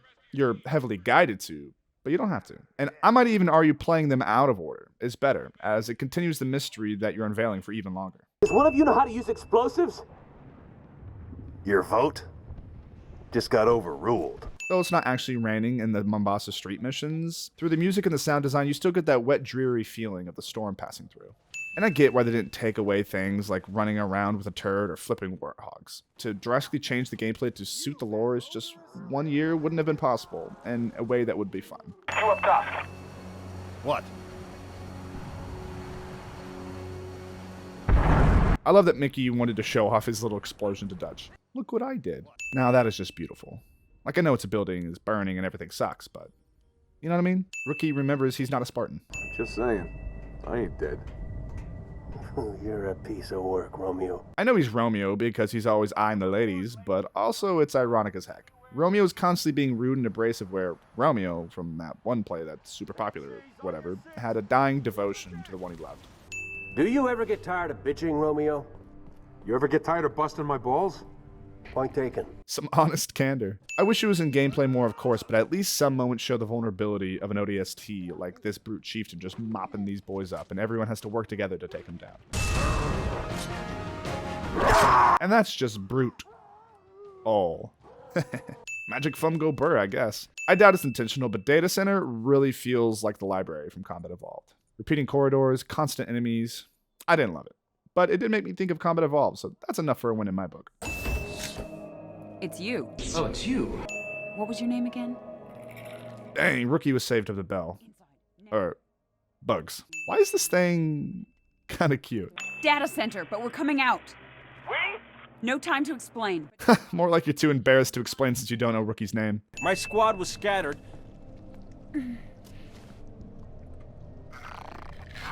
Rookie's like, nah, I'm not gonna kiss you. Me? What about you? Oh, so full of big Oni secrets, couldn't even give a guy a yes or no answer. Dude, I feel you, Buck. That's all we ever really want. If you guys are tired of people playing games, let me get a Buck did nothing wrong. I never thought I'd see you again. And that's a pretty weak excuse. I mean, isn't love and life precious because it can't last forever? If y'all love someone, just let them know. Better to find out and move on than just sitting wondering with regret. Yeah? Well, here I am. But I only have room for two. So that thing's gonna have to sit on your lap. Man, missed opportunity to say, you've got to sit on my lap. What about you? What about us? Win this war? Then ask me that again. Well, that's one hell of a reason to become a Spartan and make sure that they win. Woo! Oh, man! Oh, this was honestly my favorite part of the game. Don't worry. I know what the aliens like. F yeah, you do. Okay, how can you not love this? You're gonna help me stop them. Ah, that's awesome to hear that ever so slight Halo theme coming in, since this leads us into 3. And that's Halo ODST. You're probably surprised and wondering why this video is so goddamn short. I haven't had one this short since the start of the channel. You all know I prefer talking about primarily the story and just mentioned gameplay here and there. With ODST, there really isn't much of a story to bite onto. The most in-depth moments of the story we get are the audio logs and the relationship between Buck and Dare. And if you want some longer analysis, I highly recommend you check out the Ackman's video on it. I'm going to say something that's going to make you all hate me. ODST is my least favorite of the Bungie games. It's good, but not nearly on the same caliber as the other 4. And maybe that's coming from my expectations being built up over the years since people adore this game. I'm not sure. But if you love Halo gameplay and the idea of not playing Chief, this game will knock your cocks off.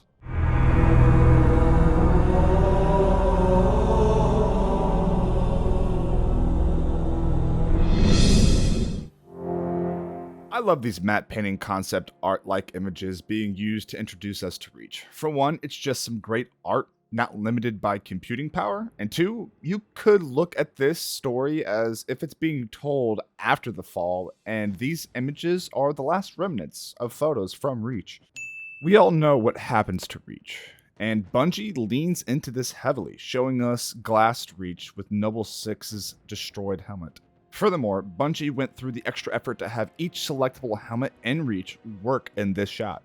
And talk about setting a tone. We know the story and how it ends, but that doesn't take away from this opening. Of all games that have you be a player insert, I really like the way Reach does it. It never feels like you're just existing around the main cast, and the few lines of dialogue 6 has never feels intrusive upon the Spartan you want to create. A little fun fact, this Warthog here is actually being driven in-engine. Someone is having to make sure they hit their marks in line with the camera, which is a callback to how they had to achieve most of their cutscenes in Combat Evolved. And that brings me to this being Bungie's last Halo game. And what a game to go out on. Taking everything they had learned from the previous 4 Halos and building a masterpiece of a closer. And for those that didn't read The Fall of Reach, it's so awesome to live through the story that we only heard about throughout the previous Halo games. Seeing what led to the blind jump and meeting the enough dead heroes is just awesome. Halo Reach's storytelling also harkens back heavily to Combat Evolved, but in a way that's not noticeable at first. Combat Evolved didn't have much character development, and it was more a story driven by setting. The Halo Ring, the UNSC, the Covenant, and we get that here. Reach and all its systems are the main focus of this game, which leads into the biggest criticism Reach has. Even I felt this way until diving deeper. Many people didn't care about Noble Six and their inevitable deaths, felt that there wasn't enough screen time devoted to them, which is a fair argument when approaching this game from where Bungie did. Bungie wanted to create a war story where you really dive into the characters and relationships they share, a la Saving Private Ryan and Band of Brothers. This concept permeated every narrative decision from start to finish. Bungie in their developer commentary even stated their goal was to create a human team that could rival Master Chief and how iconic he was. I'd say they achieved the goal laterally. Noble Six and Chief are seared into our minds, but don't occupy the same space. If you think there's a strange amount of butt shots in Reach, you'd be right. It was a conscious decision to appreciate the Spartan glutes. Each of Noble Six is immediately shown their niche the first time we see them. June loading a sniper magazine, Carter communing with Noble Actual, Emil with his kukri, Kat's prosthetic arm showing her affinity with tech, and George, well, he's just big and strong, so his presence speaks for itself. You read his file? Only the parts that weren't covered in black ink. And 6, our PCs, basically a blank slate that we get to imprint upon. Commander. Carter holds the highest rank a Spartan ever has at Commander, even higher than John. Reach is the first time we see Spartans without their helmets. The first steps of many to really humanize and get to connect us with Noble Six, Spartans. But we're a team. That lone wolf stuff stays behind. There's your setup for the gut punch at the end. And Bungie wastes no time telling us that this isn't going to be like the Chief games, where you're the one-man army that can single-handedly win a war. Reach introduces armor abilities, which is a retool of the equipment introduced in 3. Having these abilities on cooldown instead of one-offs offers much more flexibility for the player to express them in the sandbox and introduce controversial things like sprint in a way that doesn't break that Halo formula. I could just say that the new assault rifle design in Reach is sexy, and I'm glad it's become the norm moving forward. Seeing little things like this in gameplay will always be a win. Emil doesn't know what to make of it, and without even looking, passes it to Kat. Shows the history they have together and the respect among their unique skills. Why are we not seeing explosives residue? We know why, but it's still cool to watch them slowly discover that it's Covenant attacking Reach. They use plasma, so it stands to reason for no residue. Australians are quivering in their boots at the sight of emus. With how bad they lost the war to them, if you ask Skillup, he'd bet money on it being the emus attacking Reach. On your knees, now! They're not rebels, they're farmers. And so begins the slight tension between George and Emil throughout all of Reach. They're great foils to each other, as one was built for suicide missions and is very aggressive in nature, and the other being the only Spartan 2 on the team, older, wiser, and more understanding. Which is the perfect time to talk about Emil. He's a Spartan 3, which were practically made to go on suicide missions and be expendable. So his abrasiveness and love of the kill doesn't just stem from, we need someone to be the hot-headed and edgy, but from deep within the lore. Reach goes to great lengths to establish the more human side of Halo. 1 through 3 we play as the Messiah-like figure Chief and see the most grandiose sides of the human Covenant conflict with each other and the Flood. Here we get to see the direct result of the conflict on regular people, like us, and the conflict only between the Covenant and human. It's nice to finally have a story that doesn't revolve around the Flood. I always love the mission titles thrown into the Halo games. Always so on the nose sometimes, maybe metaphorical, or just downright funny. No disrespect, but don't we have more important things to do than round up strays? We don't leave people behind. Emil is always about killing in the big picture. Reach is a lost cause that transitions into how many lives can we save before the end, which is a great arc to watch Emil go through, as right at the end he's only fighting to help get the Pillar of Autumn off-world. Even in the 26th century, you can't avoid the ubiquitous fingers on the temple for telecommunications. This woman's got a heart like Johnson. Very subtly, you can see George notice the elite just moments before he drops in. What's the status? Over! We've been engaged! Sometimes Martin O'Donnell just loves having fun with that electric guitar. The rifle only has 7 in the mag. Could be a nod to 6 being lucky, like Chief, as the two share many similarities. And I bet 6 is using every fiber as being not to compulsively reload like we always do. This is a good time to mention the approach to cinematography in Reach. Bungie wanted every shot to realistically be believable that it could have been shot with an actual cameraman, which helps ground their story much more in reality. And with all the shots coming from security cameras and their helmets, at times Reach feels like it could be a found footage movie. How long? Question of my life. You're in my light, Commander. It's little lines like these that really do a lot of the heavy lifting for these characters. If you don't pay too much attention, you'll miss all of their characterizations. We aren't beaten over the head with a monologue or super derivative dialogue such as Matt Damon's speech before the final fight in Saving Private Ryan, or Price talking about how much soap meant to him in Modern Warfare 3. See what I mean? George taking off his helmet is a big brain move, trying to connect with her at a human level and remove the civilian versus Spartan issue. Bungie jokes that this ordnance locator is no more than a glorified garage door opener, as you can't proceed without grabbing it. It kind of goes without saying with Halo games, but for the time, and even now, to a degree, their skyboxes are mind-blowing. There's a lot of work done to show just how strong one Covenant Corvette is. I'll come back to this. I requested your assistance, Commander, and do not need a report on events that occur on my own doorstep. For those not in the know, I'm sure hearing Jen Taylor's voice was quite the surprise having it not be related to Cortana. The leader, from the looks of him. Zealots. You're certain? Their armor configuration matched. Shield strength 2. I gave the order not to pursue. I'm not sure and don't believe it's confirmed, but I'm going to headcanon that the Zealot that escaped is the same Zealot that kills Kat later, and that we kill at the end. There's some dramatic irony there, as Carter lets the same Zealot go that kills his girlfriend. And it makes our eventual death at the end feel a bit better because at least we get some revenge. Your primary objective, Commander, are you a puppet or a Spartan? I really enjoy how starkly different Halsey is to Cortana. We've had the whimsy, funny, lovable Cortana, and now we get to meet the woman behind her, who is not as much so. Kat holds it for just a second too long for it not to be intentional. Halsey's probably getting under her skin a bit. I could send you to the brig for interfering with my work. Maybe you'd like to join her. I'm sorry? We're currently under emergency planetary directive, winter contingency. I'm sure you're familiar with the punishment for civilian interference with the Spartan deployment. Are you threatening me, Commander? Are you threatening me, Master Jedi? But hell yeah, sticking up for your girl in the most respectful and honest way possible. Reach was the first time that Bungie was able to incorporate mocap into their cutscenes, which once again helps add to the human level we view these Spartans through.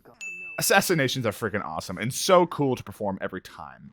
And then being able to perform them in multiplayer? No better way to give the enemy the middle finger.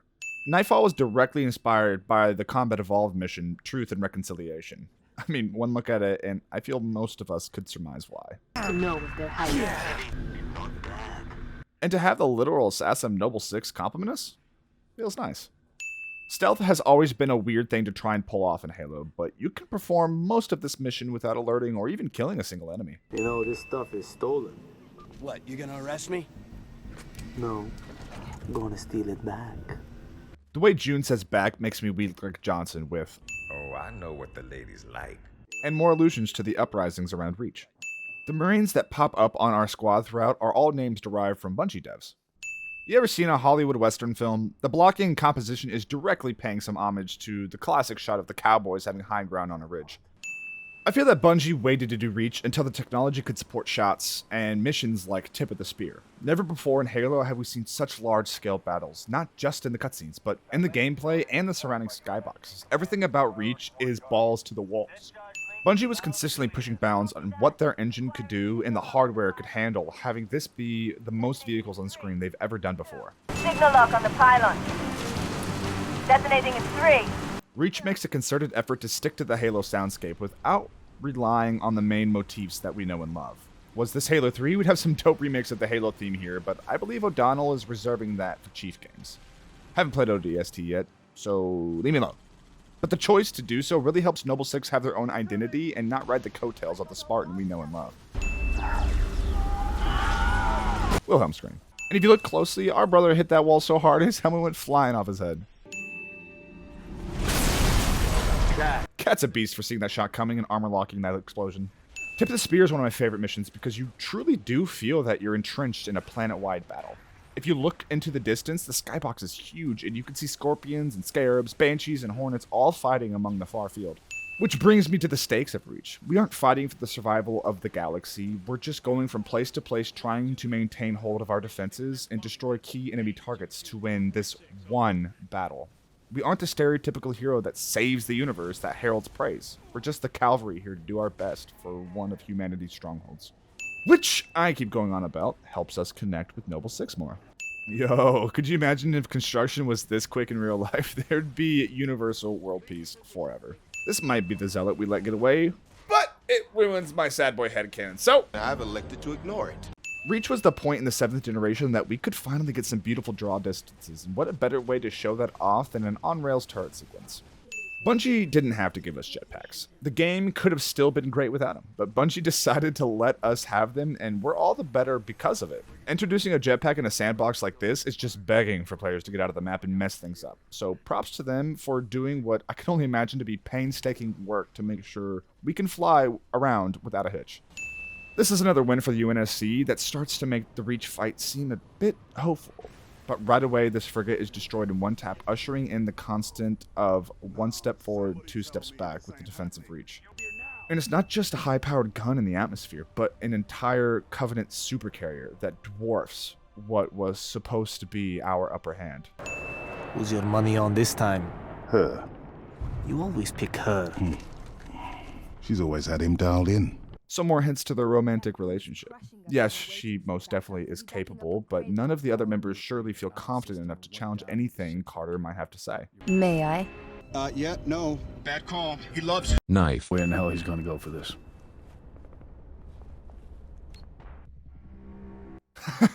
Instead of wasting time with the conversation, we just cut to us enacting the plan. And to keep our inspirations going, Noble Six basically gets their own Normandy beach landing. The Saber is actually the first vehicle ever drafted up for Combat Evolved back in '98. Bungie was very happy to get it into the game before they put down Halo. Though it's masked through this cutscene, Bungie went through a lot of work to have us go seamlessly from the ground to this space combat zone without a loading screen. Cake by today's standards, but back then was no easy task. For a game set so far in the future with so much space technology, it was probably on everyone's minds when Bungie would let us go up there. Reach was finally able to do that for us, and for the one-off mission and their first foray into this type of gameplay, it's done amazingly well. The Saber handles better than even some modern flight controls. Looking at you, Far Cry 5. And it doesn't overstay its welcome. If you weren't sure about the scale of this conflict, this shot is sure to put that in perspective. George is just a couple pixels flying through the air as we watch the Covenant begin to glass Reach. And though Reach has a lot of similarities to Earth on the surface, looking at it from space has this beauty and it's vastly different from anything we've ever seen. Echo 2, good to go. Echo 3, systems green. And before we can start our trench run, we've got to do the classic Star Wars-esque sound off. Want to know the painstaking work that Bungie went through to simulate low gravity? Oh, what? All they did was slow down the cutscene? Well, sometimes development is as simple as pressing Control R in Premiere. We'll initiate Uppercut Phase 2. I like that this operation is aptly named Uppercut. Noble Six coming from the ground, aka beneath the Corvette, and slamming it with all they got. Yes, there is supposed to be no sound in space, but sometimes adhering to real life is boring. I mean, we've already got aliens and Spartans, so why draw the line at sound in space? With that said, I like the middle ground Bungie chose, having all the sounds just being severely muffled until gravity is restored. Yeah. It'll be a small theme that when a Spartan discards his helmet, that's it for them. Favor. Don't deny me this. Damn, George is sneaky, using his indomitable strength to not let Six get a choice in the matter. And check out this shot being from the camera in George's helmet. It's inspired camera work like this that makes me love the art form. I'm sure at least one person thought their TV messed up with this shot. Slip space rupture detected. Yeah, we're picking up anomalies too. Are you reading it? Slip space rupture detected. Multiple Covenant signatures. Slip space Does anyone have a vision? And then there's the true horror of Reach. And I do mean absolute horror, terror, and dread. Look how much work it took to take down one carrier, and now there's more that we can count. The chills this scene gives me is indescribable, knowing George died for nothing and that Reach truly is helpless. We aren't even allowed to know the courtesy of exactly how many supercarriers just entered Reach's atmosphere. Just the disembodied voice saying, slip space, rupture detected. It's the fear of the unknown compounded with the emotionlessness countered with the screams of men that seals this scene as my favorite in the game. Reach consistently uses these beautiful wide shots to really just let us marinate in the destruction the battle has wrought, which lends more credence to this story being about Reach itself and not just Noble Six. More butts, but also rest in peace, George. And to further hit home just how desperate this situation is, all we get is this single magnum. And this is the first time we've ever had civilians in a Halo game. I like that we can only provide a bit of support to these Marines, and we just have to watch them take on the brutes. We can't save everyone. This scene was cut so many times as they had just rendered the scene and were just hoping and praying that O'Donnell would give this scene its weight through the music, and I'm really glad it stayed in. Though Six was able to save some people, this really just hits it home about the amount of life lost in New Alexandria. And seeing Six do all that alone, Carter told him at the start, none of that lone wolf stuff. Watching Six just sit there with the small movements, we don't even need to see his face to know what's going through his head. Less is more, and through the beautiful score and direction, we are communicated everything we need to know about where Six is at. Once again, we were given some great, unique mission design, really never before seen in a Halo game. A giant sandbox where you gotta use the Falcon to move between each building, and if you want to get crazy, on 4-man co-op, you can have 4 of these sumbitches flying around. This goofy elevator music was entirely O'Donnell being a goofball. The music here is actually from his old days of creating tracks for commercials. Yes, I know about the goofy nightclub Easter egg, and no, I don't have footage of it. He gave his life thinking he'd just saved the planet. We should all be so lucky. One of the best lines to come from Reach. And let me point out what you already know. Each of Noble Team's deaths are ironic. Carter goes down saving what's left of the team. Kat dies with a shot through her big brain. George dies believing he saved Reach to repay how good she's been to him. Emil in CQC, June survives as a long-range sniper would, and Six dies alone as a lone wolf. Where does he get off calling a demolition a priority one? And just like that, Kat is gone. Mid-sentence. Reach does not glamorize war at all. There's no heroic moment for Kat and is taken out like any other Marine. She may be a Spartan, but a single bullet out of nowhere is how so many soldiers meet their end, and it's heart-wrenching. And of course, it's Carter holding Kat in his arms. I love the lighting here, retreating from the doomed red of the planet being glass into the calm, safe blue. The blue of Cortana. 1,000 feet underground. I didn't bring my shovel. You may not believe me, and it blew my mind when I first learned this. There is more geometry in the single load car than the entirety of Combat Evolved. Crazy how exponential technology is. Commander, you've been wondering what your Spartans died for? They died for this. Please. Halsey has been abrasive and rude all game, and this is the first time we ever hear her say please. If she was gonna be this nice, it has to be for a good reason. This Cortana is purple, just like the Combat Evolved version. Not the Anniversary Edition.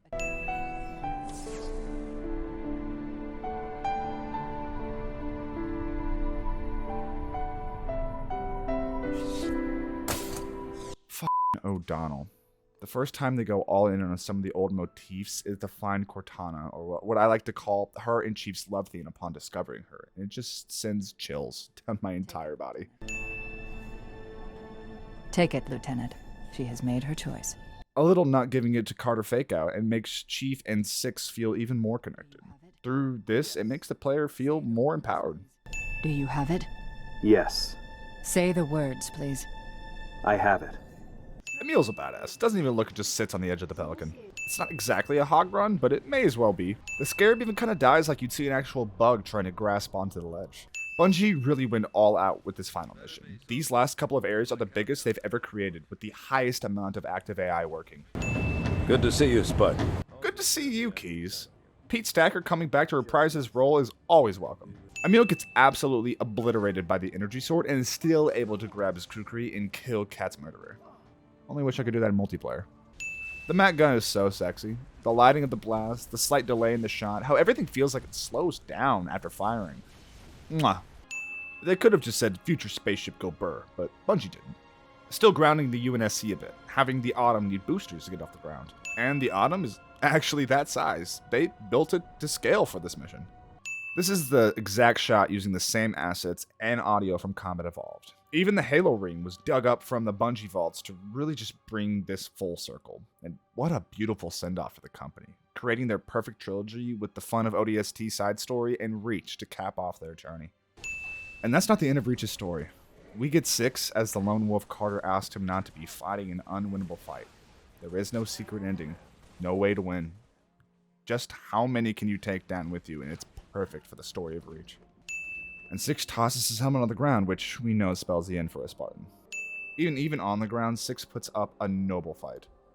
Before the blade connects, we are taken to that opening shot, and it's just perfect. I don't think I need to explain to you or try to analyze it. It's so fucking good. Accept your courage. That you gave to us. And with it, we can rebuild. And though Reach is such a dark story, because of the sacrifice of Noble Team, Chief was able to beat the hero we know and love. Without 6, the galaxy would have been destroyed, and I love that it's 6 that passes the torch to 117, the direct number after him. This could have had a depressing ending, but this one scene reminds us that in the end, none of them died in vain. Not even George.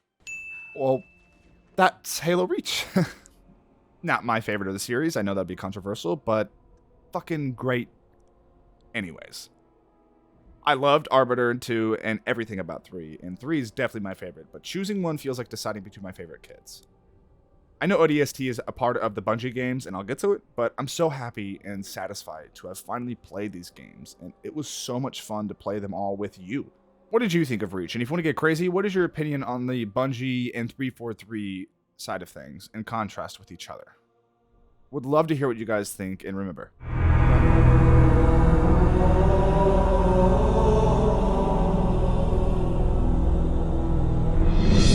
right in the first frame, Halo 4 has got to win. These pods that house future Spartans look suspiciously similar to the starter Spartan 2 armor. I'll explain what I mean by that in a second. I love that match cut between John and Halsey's eyes. From go, 343 knows the story they want to tell, and the themes they want to explore, and it's all perfectly set up visually from the start. You already know everything. Jen Taylor at this point is as much as a win as Steve Downes is in her performance, always being so nuanced with the subtle differences between Cortana and Halsey. You kidnapped them. Some are annoyed that this conversation doesn't amount to anything in the grand scheme of this story, and on a plot level it doesn't, as this Oni man and Halsey never come up again.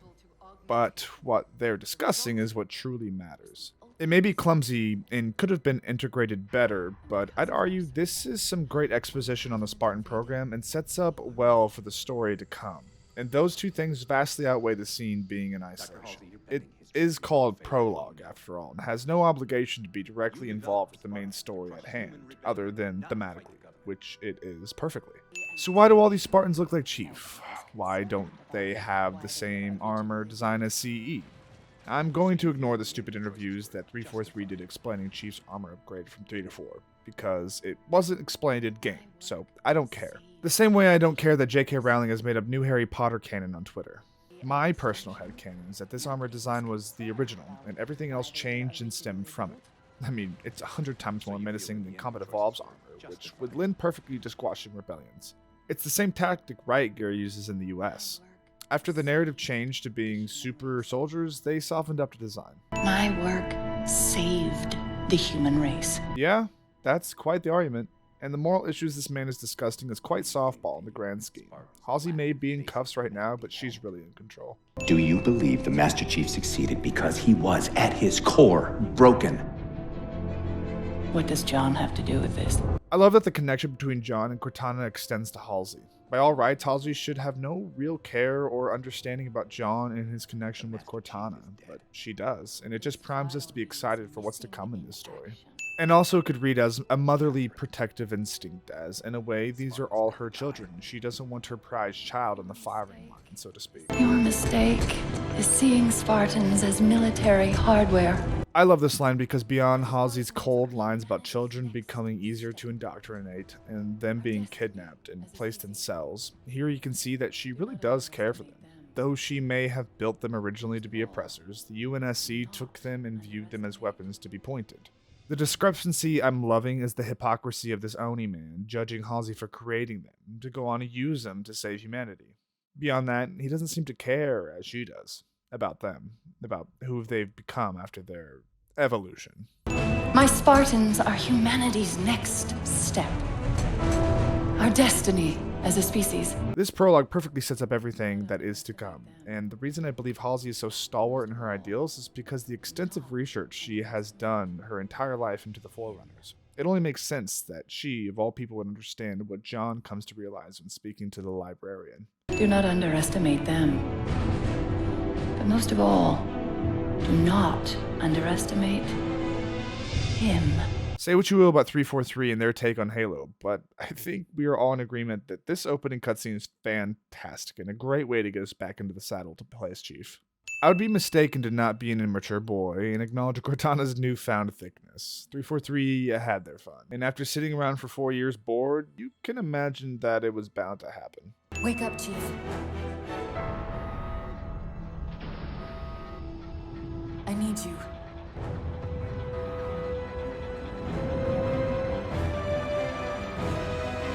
After 5 years of waiting for the continuation of the story, there were only so many ways you could make waking up from an ice sleep epic, and boy did 343 do it well. With the music and Cortana's perfect line of, "I need you, not we." Where are we?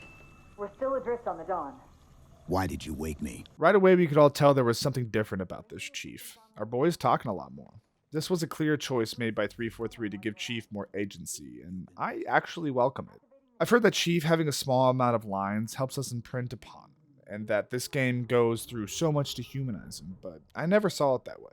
I actually thought that Chief had so much humanity and personality in his own way in previous titles that I never imprinted upon him. He was Chief, and he was our badass, but he was not us, so when 4 gave him probably more lines in this game than all previous ones combined, I was delighted. And though Steve Downes is given much more to work with, his characterization never falters throughout. He's still our lovable brick through and through. I rewrote your C firmware while you were out. There's our didactic reason for the new UI. Great, love to see it. But then there's the question of Chief's armor. They explained in an interview that it was nanobots that upgraded it in cryosleep, but like I mentioned earlier, I don't really care. How often does art style change between games made by the same developer? No things were going to change when 343 took over. And honestly, why does it really matter? I haven't really seen anyone complain or wonder why Cortana got new hips. Sure, she's an AI and can look however she wants, but you see my point. Chief's new armor is sexy, and I'm tired of people looking for any reason to be angry at anything, especially when it's new management just trying their best. Chief, look up. You need to pull the manual release. Hey, look at that. Having our looking around tutorial this time being a bit more active than just some lights. Chief doesn't wait a second and wants a closer look, if you know what I mean. Seems like old times. Ready to get back to work? Is directly talking to the players here, and I think stuff like this in games is super cute. The new HUD took a second to get used to with Chief's physical helmet being in it, but our brains are great at what they do, and you just start ignoring it after a few seconds, and it's just another cool way to get us into Chief's boots. And also the fact that the helmet reacts to the light around it. Somebody should have found us by now. Well, someone did. Sensor scan, high intensity, doesn't match any known patterns. Forerunner, foreshadowing. Fuck quick time events and everything they stand for, but I love anytime Chief shows off his massive strength. Assassinations are back and as good as ever. It's possible we just came across a rogue salvage ship. I'm always a fan of the visuals directly opposing what a character had just said to believe. Leave it to Chief to be falling from somewhere on his opening mission. You may find it stupid, but I like the little details such as this. Not crash landing with our guns fully loaded. Did I reload before the end of the last fight? Did something go off when falling? Made it through the roof. And the sounds of the reloads on most guns are just so satisfying in 4. There's the classic beautifully large Halo skybox. For all the hate 343 gets for changing Halo, there are some things you can't deny they did right. Nice to see your luck is holding out. Just one of many callbacks to previous titles. And can I just say that from Combat Evolved, the Warthog has always been one of the most satisfying vehicles in all of gaming to drive. I mean, I haven't played a Halo game yet that I don't like it in. About my condition, I didn't want to mention it, seeing as how it's a complete long shot, but since you brought it up, It is possible that getting home could help me find a solution for my rampancy. Would I prefer a bigger build up to the rampancy reveal? For sure. A dedicated moment or cutscene even? Yes. But it's kind of cool that we're just vibing in the car with our girlfriend and she's like, you know, I'm going crazy, right? And like most men would do, doesn't really say anything about it. I'm not going to talk too much about gameplay in this video, as we've got 4 previous Halo videos before this detailing my thoughts on it and its evolution. 4 doesn't really do anything to push the ball forward, it just kind of plays it safe with Reach's armor abilities, and some new weapons, which I'll talk about soon. It's good, and feels like Bungie's gameplay, and that's all we could have hoped for in this first outing. It's a localized site cartographer. I don't know if I've been playing too much Halo recently, or if the games have just done something to me, but when I hear cartographer, I just get happy and feel like everything is okay. Does that make sense? Does the word transport you back to Combat Evolved Mission 4? I know I didn't play Combat Evolved until recently, but the game has that magical allure that I can't describe, but I'm sure some of you feel along with me. Should I even talk about Sprint? It's kind of like Don Cheadle coming into the MCU to play Rhodey. Look, it's me. I'm here to deal with it. Let me see if I can figure out a way to reach these coordinates that doesn't involve us digging a really big hole. Emil would have liked Cortana. Is it weird to like all the sound effects associated with Chief's armor? Chief, go! Not even Chief is immune to some bad enemy design. I mean, weird off the cuff teleporting. To the first beam pylon. Pull me and let's go. Pull me, yank me. Though she's under new management, Cortana hasn't changed. Prometheans get a neat little scream introduction, just like the Covenant did. And with 4, they did some things that people didn't like, but at the end of the day, 343 didn't try to reinvent the wheel. They kept the gameplay simple to ease us and themselves into the new Halo experience. Yes, Knights aren't nearly as engaging as the Covenant, but it's something new, and I will always appreciate trying something new instead of doing what would have been safe. Which leads me to the conversation about Halo rings. The game's namesake. This one isn't centered around the ring, and thank God for that. I know ODST and Reach weren't, but even in 1 through 3 I was getting tired of the stories around the rings, so I'm really excited to learn more of the Forerunners, as they have been these mysterious precursors for so long.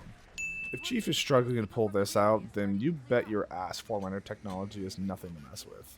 I can't help but feel this shield was a direct response to the crazy armor lock from Reach. I feel the need to acknowledge the very samey gameplay of Halo 4. It's pretty much all just go here, press buttons, or destroy a thing. And the vehicle sections were nothing to write home about as well. I don't want to keep coming back to this defense of Halo 4, but this is 343's first game in the series. They had ginormous shoes to fill. I really don't blame them for playing it safe. I might be alone in this, but the Promethean weapons are super cool. Having them feel like a transformer when you pick them up immediately gives them their own distinct quality, independent of the other factions. Halo has also been really great at giving their factions clear and concise art designs, and 343 doesn't miss that beat. Why does it feel like the Didact is mocking Chief here? I hope he is, because the level of pettiness is super cute for a being such as him. Man, this imagery really feels like this would be a Tony Stark created villain. The librarian left little to chance, didn't she? Turning my own guardians, my own world, against me. We get little hints like these in the slog mess of the librarian scene, but it's all really good lore they wanted to add into the Halo canon. If you watch the terminals, everything makes 10 times more sense. It doesn't feel like we are rushing to the finish line, scratching the surface of this story. Granted, many of us don't care for the terminals and only care for the story that is front and center, so I feel I'm in a bind, as I believe all stories should make sense without outside assistance, but the terminals are so good. So, can we do a net win of 0? Is that a thing? The Forerunners have returned. Now that's a badass reveal along the dope-ass helmet. So many games we've heard of the Forerunners, but now seeing one face-to-face is unreal. That Didact, he manipulated Infinity's signal to get us to release him. Why does Cortana know to call him the Didact? Well, she says that Didact, which implies that she doesn't know that that's his real name, and is just using it as a label, since Didact means over-inclined to instruct others. And if that fun reasoning is stupid and over-analytical for you, then she's been plugged into the Covenant BattleNet for a long time and would have heard his name since he's been around. For a lot longer than just 4. It's not as cool as any of the other hog runs, but it's a little fun sequence. In Covenant gear this time. You know where he's heading. Same place we are. Afraid we're gonna have to give you an IOU on that welcome home party. Last Key has got to be the best character introduced in 4. Didact and Librarian are just too much. Del Rio is just force. Palmer does nothing but Lasky. Oh, baby, he's our brother throughout and feels like a real person that understands real people things. God, if that's how I'm reaching for wins in a character for a game, that probably speaks to its overall true quality. I thought you'd be taller. Cute, but like, that's the Master Chief.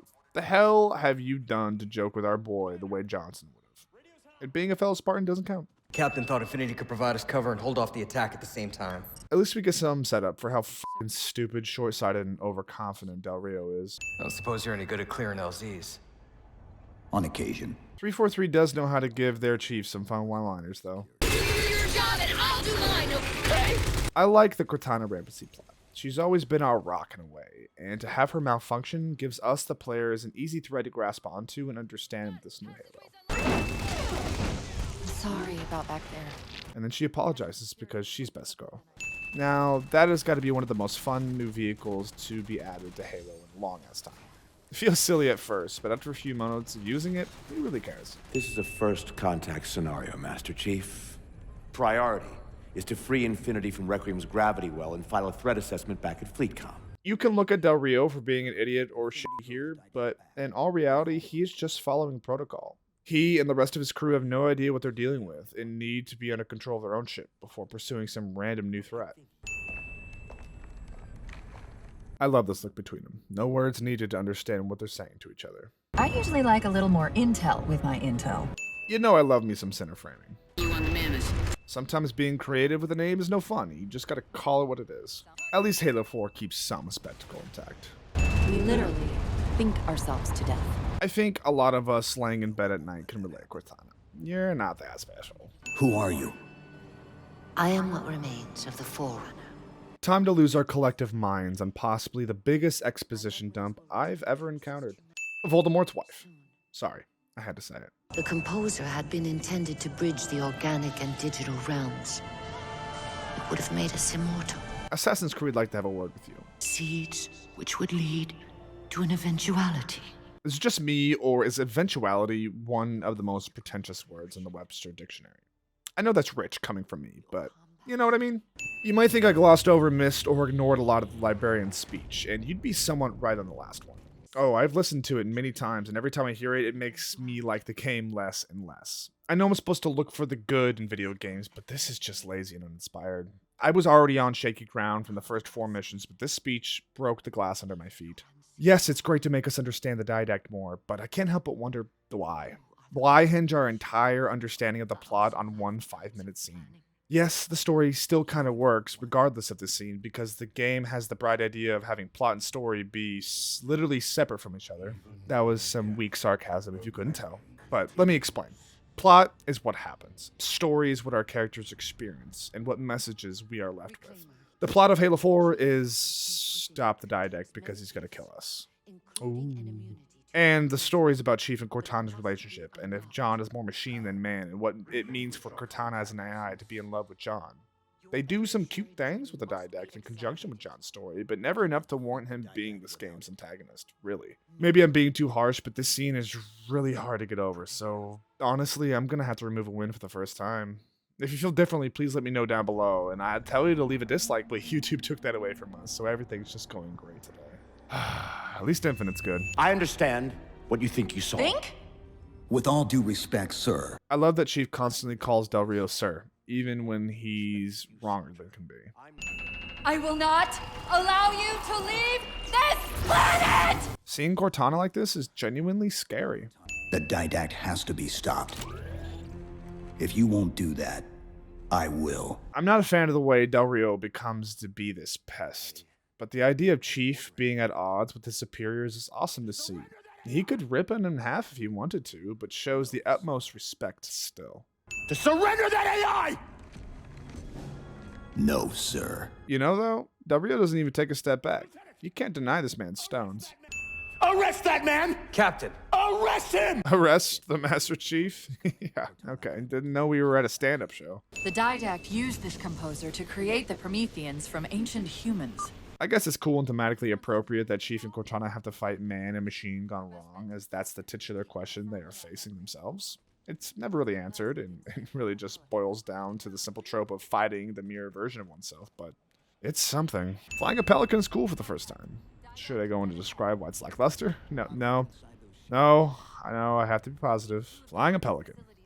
Woo! At least Chief still doesn't give a fuck about just jumping into some enemy ships because it's the next best option. You know, it might just be me, but this ship really kind of looks like the Didax helmet. Either this is some stellar art design or I'm just an idiot. And I'm okay if it's both. Then why are they bypassing it? Because the composers... At least they threw the Halo theme in when Chief viewed the ring. Do you know what that condescending bitch said to me after our first game of chess? No, that's hilarious. Hold up! Now! It feels like a reference to Combat Evolved's final missions, so I'll give it to him.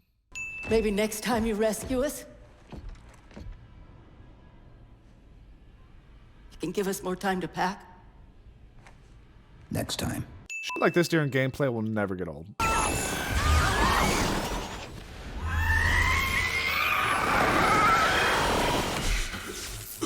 Well, that's quite brutal. I kind of like that she's sitting there like she was at the start, just waiting for Chief.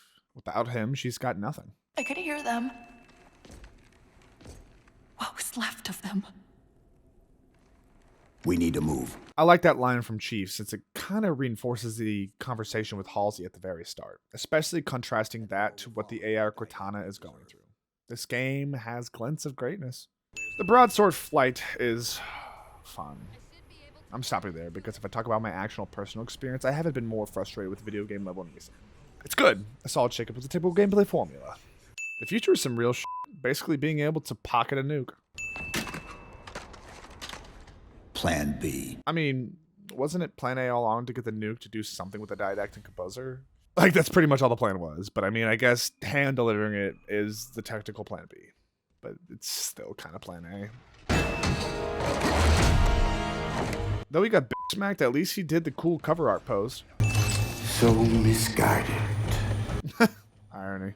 Your compassion for mankind is misplaced. I'm not doing this for mankind. Find yourself a woman like Cortana. And Cortana Save the Day is actually pretty cool, since it's been Chief lapping up the credit every other time. I only held enough back to get you off the ship. No. That's not... We go together. I love Steve Down's performance with this script. Not too much to display out his emotions, but just enough to get his turmoil. I've waited so long to do that. That's actually pretty beautiful. And I love that she touches the damaged side of his suit. She touches him there and then is gone. And it's kind of like a part of Chief is hewn from himself and is represented on his armor. It was my job to take care of you. We were supposed to take care of each other. Martin O'Donnell is very much missed throughout 4, as all the music just blended into the background. But right here, where the music needed to come through, it does. And it's a gorgeous track playing during this goodbye.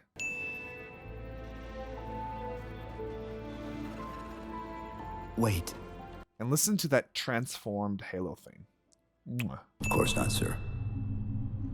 At ease, Chief. Feels kind of odd for you to call me sir. About time someone in universe acknowledged it. You don't talk much, do you? I mean, compared to what we're used to, he's a chatterbox in this game. But overall, Chief retains that strong, silent type. Our duty as soldiers is to protect humanity. Whatever the cost. I know everyone thought Duty's The Death of Love was a stupid boat floated in Game of Thrones, but let's not pretend that it's an actual reality many of us might face. She said that to me once. I love this somewhat somber, bittersweet ending. I do. I think it's wonderfully shot, excellently scored, and well placed in the narrative.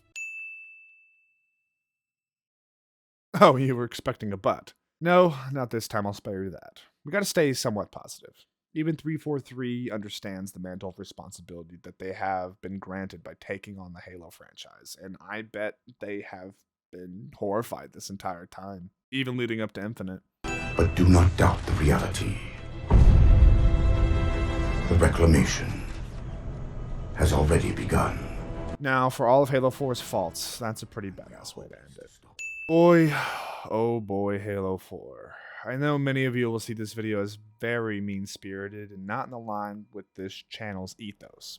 And I'm sorry for that because I cannot be completely objective all the time, as I'm still human. So when it came to winning this game, it was exhausting. And for every win that could have been, there more often than not was a reason counteracting it that made me unable to completely go through with it. Halo 4 is a game made up of great moments that falls apart when looked at as a whole. Halo 4 was 343's first true foray into the universe in creating their own identity within the Halo franchise.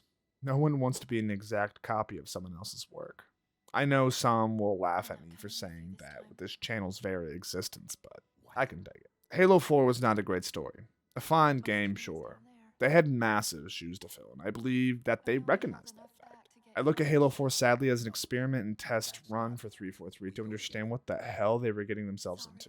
I mean, I can kind of relate because my thoughts and opinions on Combat Evolved were met with mad scrutiny, just like Halo 4.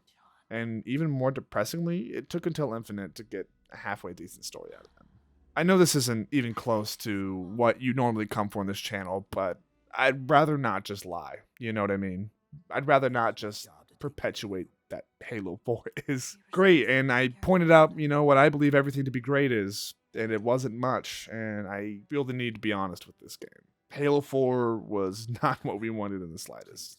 It was very disappointing, but at least this one step had to be taken to reignite the Halo franchise, and without 4, we wouldn't have had the fun gameplay of Infinite today, now, would we? Not every company can jump off with a game as strong as Combat Evolved, but they got there, and that's what truly matters. This might have been the most difficult video I've ever had to make, and difficult video to record. Even more than my Far Cry 5 video, which long-term fans will know that was a struggle. But we did it, and I'm glad we did it, and it was something. So, for those of you still watching, thank you. Thank you so much for your support.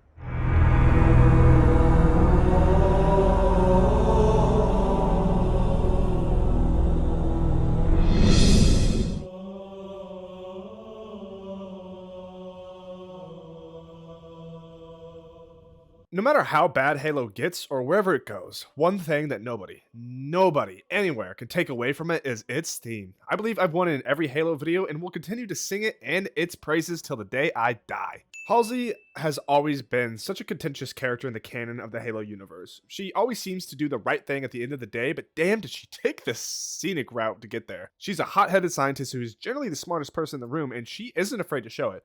So, with all that said, this mission briefing classifying her as a criminal isn't out of nowhere. It gets me excited to start Halo 5 because I know she's going to come up with something to get out of her criminal status.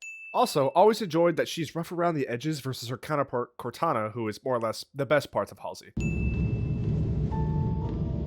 Oh, Donnie and Sal ruined any piano I hear in Halo because it'll just bring me back to that freaking ODST score. Oh, Miranda Keys isn't being forgotten by Halsey. Bonus points for using her beautiful Blur Studios model. Oh, what did you do to my Cortana? Just kidding.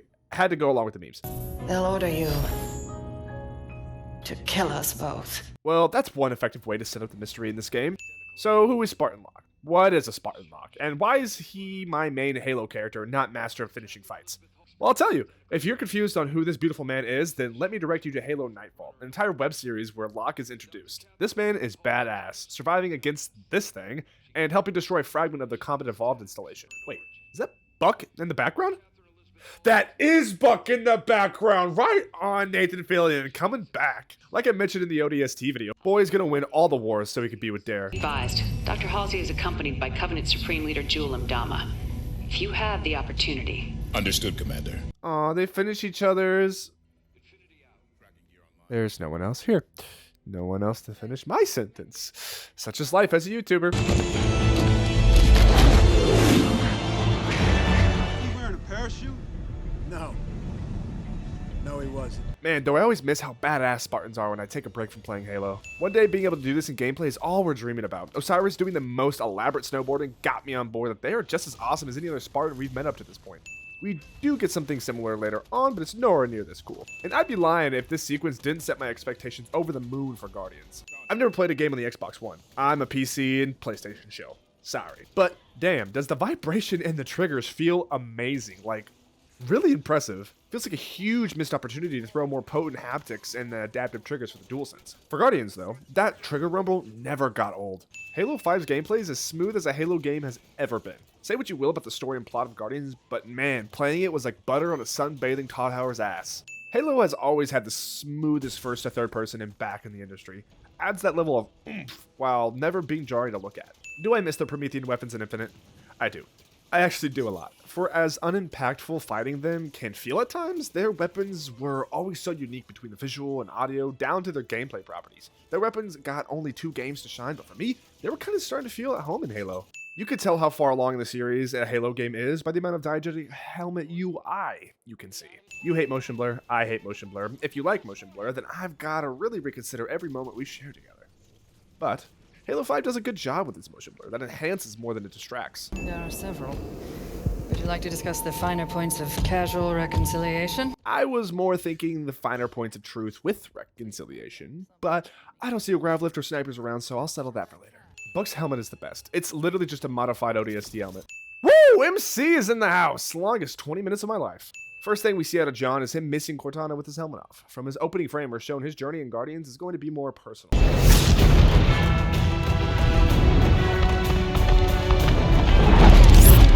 Wait until the Chief himself is on screen to give us our Butamus theme. Now that's just a classic Master Chief trick. Guardians runs 4 characters off the rip, making having a party of 4 feel like we've all got true stake in the plot instead of just tacking on some Sangheili for the extra characters. But if you can count the number of friends you have on Halsey's left arm, then I'm sure you're like me and have to use the squad commands to play, which aren't the worst, and really only come into play when fighting a hunter or knight, making those fights so much easier. Tony Research Station. Yo, that's the Linda we saw in the Pillar of Autumn in Combat Evolved. It's also the name of my Roomba. Sierra 117, does anyone copy? You should try your other call sign, John Halo. I'll never get over how great Master Chief is. There hasn't been a game, and I do mean specifically game, that has messed up his character. Then being able to read his emotions so directly, always with the helmet on, the visual medium has so many tools to show us what's going on inside that little dome. The camera slowly panning, shooting him through these pillars, his trepidation with every step, how fast his head turns at just the faintest sound of Cortana's voice. I can't see his face, but I understand him more than that freaky weirdie from Paramount. A little Cortana theme sliding in there. Anybody remember this music video? Burn them down to one last breath. Yeah, just do a little this, and Chief is basically Creed. I really can't blame Chief if you're stepping in what I'm. Chief, what's wrong? Sorry, just had to do the Halo 4 poster pose right quick. Somebody cut the head off the Covenant. Bravo.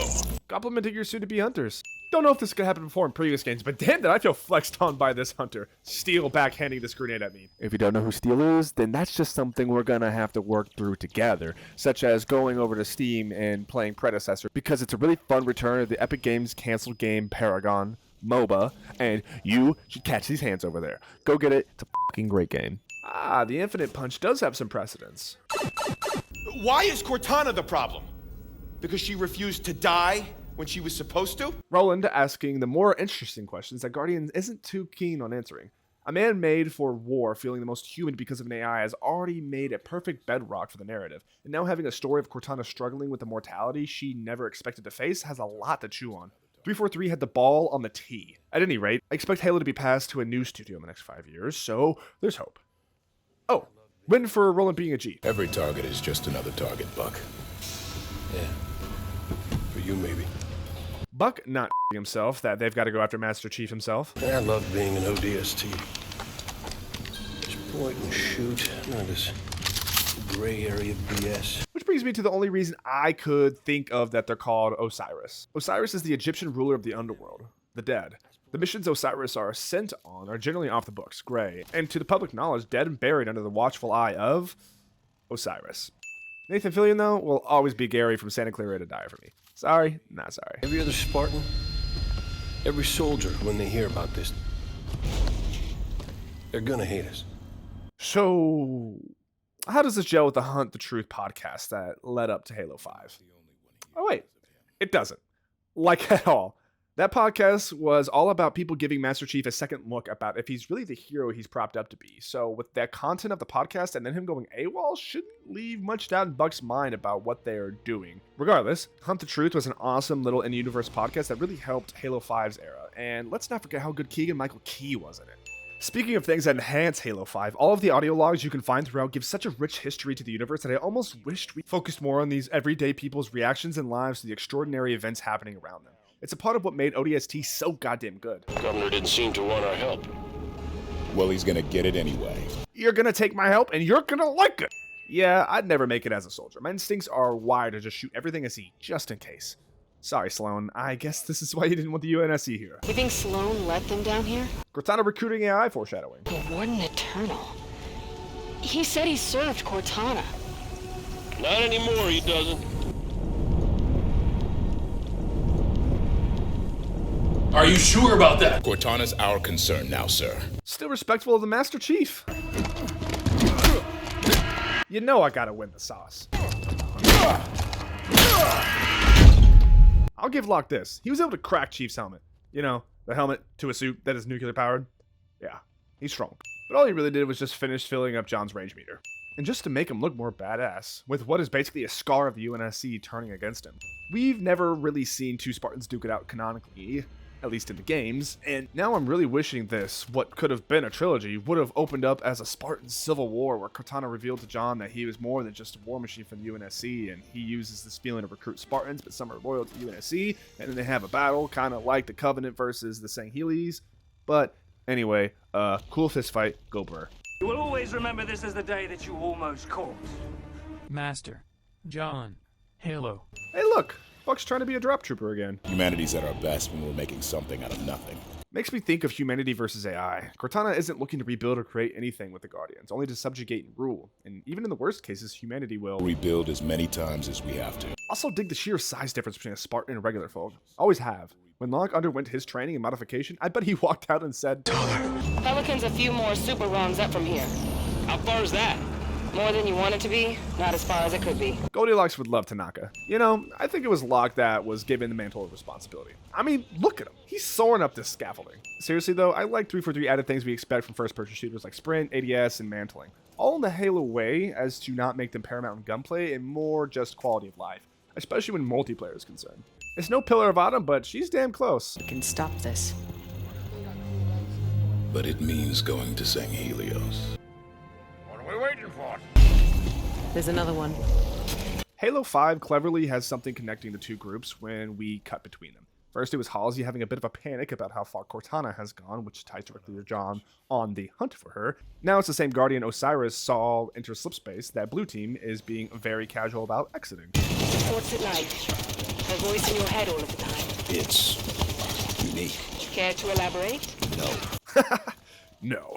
John protects his love for Katana, and I'd be a bit embarrassed too if I wanted to fuck a version of my figurative mother. The Warden will be back soon.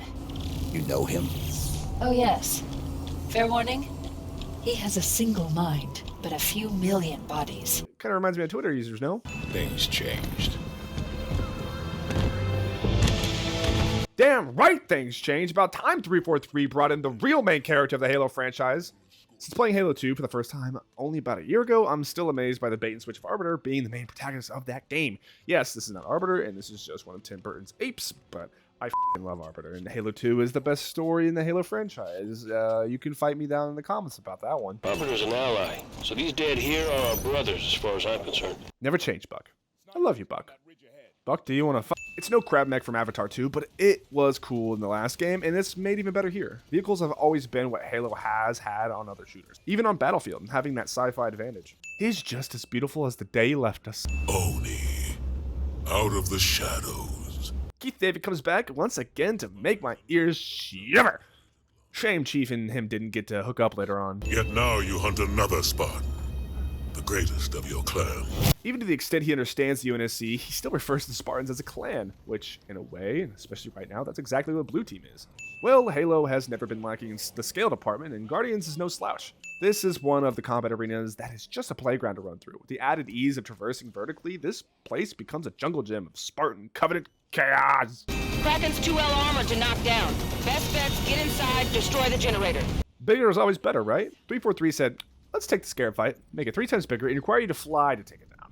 Scarab fights were my favorite in 3s, so you know I welcomed this like chief to that Avatar-looking lady. And may Buck by the first round when we get back. Call back to Buck's drinking problem. Now that's a freaking hero shot right there. We've got 200,000 grunts ready with 1 million more on the way. Victory and honor do not grow from timid seeds, Spartan Locke.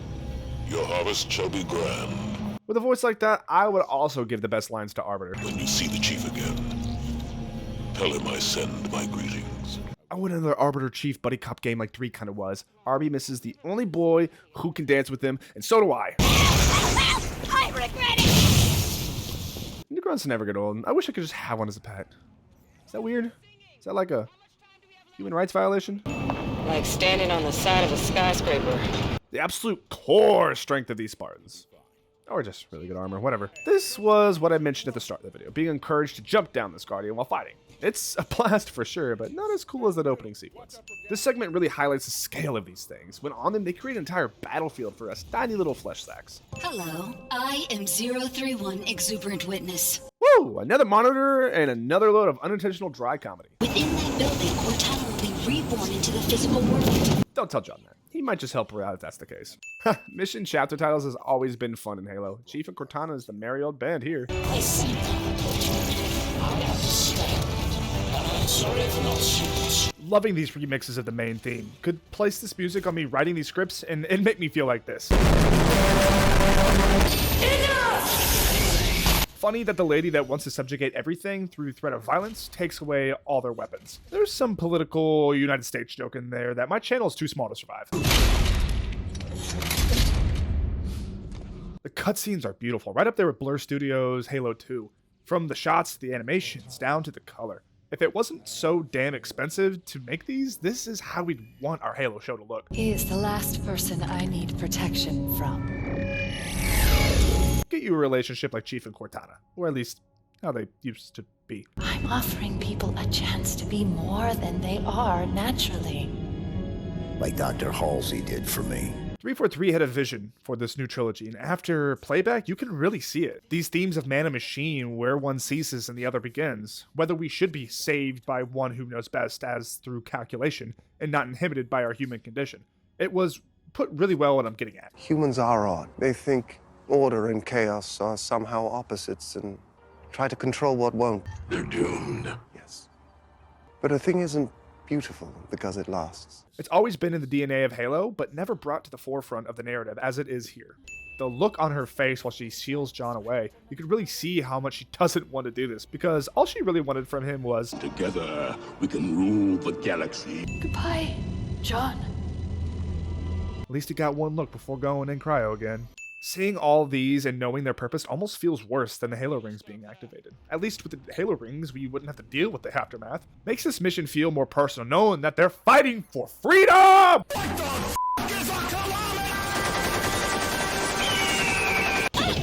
did it! I did it! I did it! Exuberant exclaiming just as their namesake. What is it? I found a way to reach the cryptum.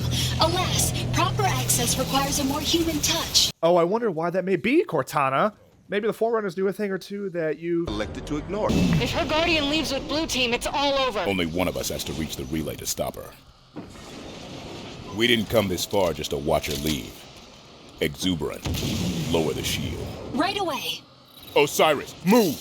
I'm easy and 343 knows it. Finish the fight. Still managed to give me goosebumps. Where's the Infinity? Infinity is quite the ironic name for whom it was built by and what it represents. It's the ship of the line for the UNSC, harnessing all known technology, Forerunner, Covenant, Human. The ceremonial flagship of the UNSC, displaying humanity's ability to adapt, build, and overcome. Infinity as in humans will go on. Infinity as in our histories will live on. Infinity as in... And beyond!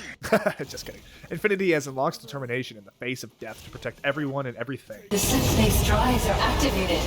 You can't... Locke be like... Don't tell me what I can't do! She's gone, sir. We get a long close-up on John, holding as if to give time to watch the emotion wash over his face. Yet he keeps the helmet on. And we still understand exactly what he's feeling. In a way, we're feeling the same thing. We've been with Chief and Cortana since their beginning. She's always been our ride or die too. It reminded me of the shot of Luke looking at his burnt family. George asked him to keep his expression quite subdued and blank, for lack of a better term, so the audience could imprint their feelings upon him. It's the same thing here. Hide and seek's over, Infinity. Oh baby, it's just begun. We're just gonna run? Only until we could find a way to fight. Now that is a setup for an awesome second game where we employ guerrilla tactics with the Arbiter to fight back against Cortana.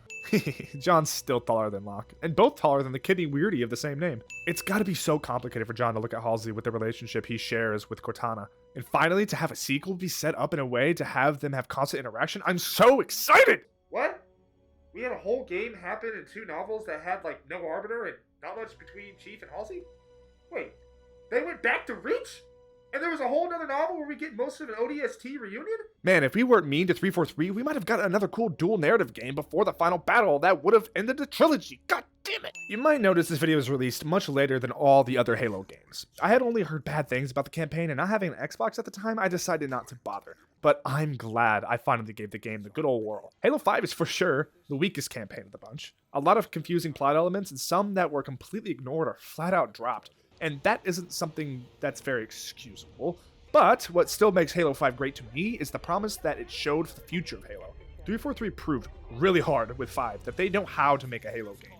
The moment-to-moment gameplay had never felt better, but as much as some people say it peaked with Reach, Guardians has entered the chat. That was the biggest hurdle they had to clear, and they pole vaulted that much. Now on the story side of things is where things faltered with the first entry to their new trilogy, because that was what this was supposed to be. Halo 4 was the in-betweener of 343, working all the kinks and giving some closure on Chief and Cortana. Guardians wanted to follow in Reach and ODST's footsteps and move on from the Halo rings and the faceless bad guys that no one really cared about. Having Cortana being our main villain is much more compelling than freaking Donkey Kong. But then, Guardians came out. Everyone pooped on 343's doorstep, and they were bullied and put in a box to backpedal on everything they'd set up and planned to go for a safe, open-world game where we completely sidestep the trilogy they'd planned and go back to having Cortana in her head and another faceless army in the Endless. It's sad, really, but money talks in this day and age. Upon playing this, I really wish we could have seen the trilogy that they would have made if they were just given the ability to do so. And maybe add on a couple new writers, a story structure consultant, and continuity checker guy. Okay, yeah, there was a lot of flaws with Guardians, but there's still a lot to love here. And we still got the novels that help fill in the gaps before Infinite, so that's something. The path to hell is paved with good intentions, anyone? And maybe it's time we found some peace in that. I hope that one day Halo will be given to a studio passionate about the franchise and not solely created to make Halo games because profit and Xbox poster child. Infinite is on life support and has been since its launch, and I really hope they turn it around because Halo shaped many of our childhoods and so many people's lives. It'd be a shame to see it leave us with a whimper like Infinite, other than a bang like Reach.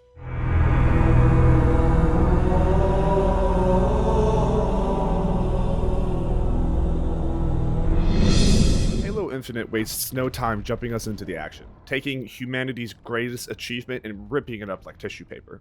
I gotta say that I love that 343 seemed to have listened to fan feedback and somewhat scaled back John's armor to be more in line with what we know and love. More green and less scary. Along with that, giving us back our sexy Reach AR. 343 so proud of their grapple they had to put it in a cutscene first thing.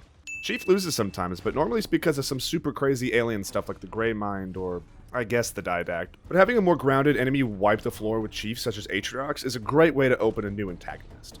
Which makes me wonder, why the hell they just killed him off screen? If you notice a common theme among cutscenes in Infinite, you'll notice they rarely ever cut. And if you know me, you know I love some wanners, so. I miss you. And I love you. I love you, Daddy. I'm good. Spinning this camera around a super heartwarming scene is such a cool way to show the passage of time. I'm so tired of lazy title cards. This is doing this! You can't tell me the first time you heard that piano strike you didn't get goosebumps. I've only been playing Halo for less than a year and I was hyped as hell for this. And some continuity with Chief's grapple still being out. Yes!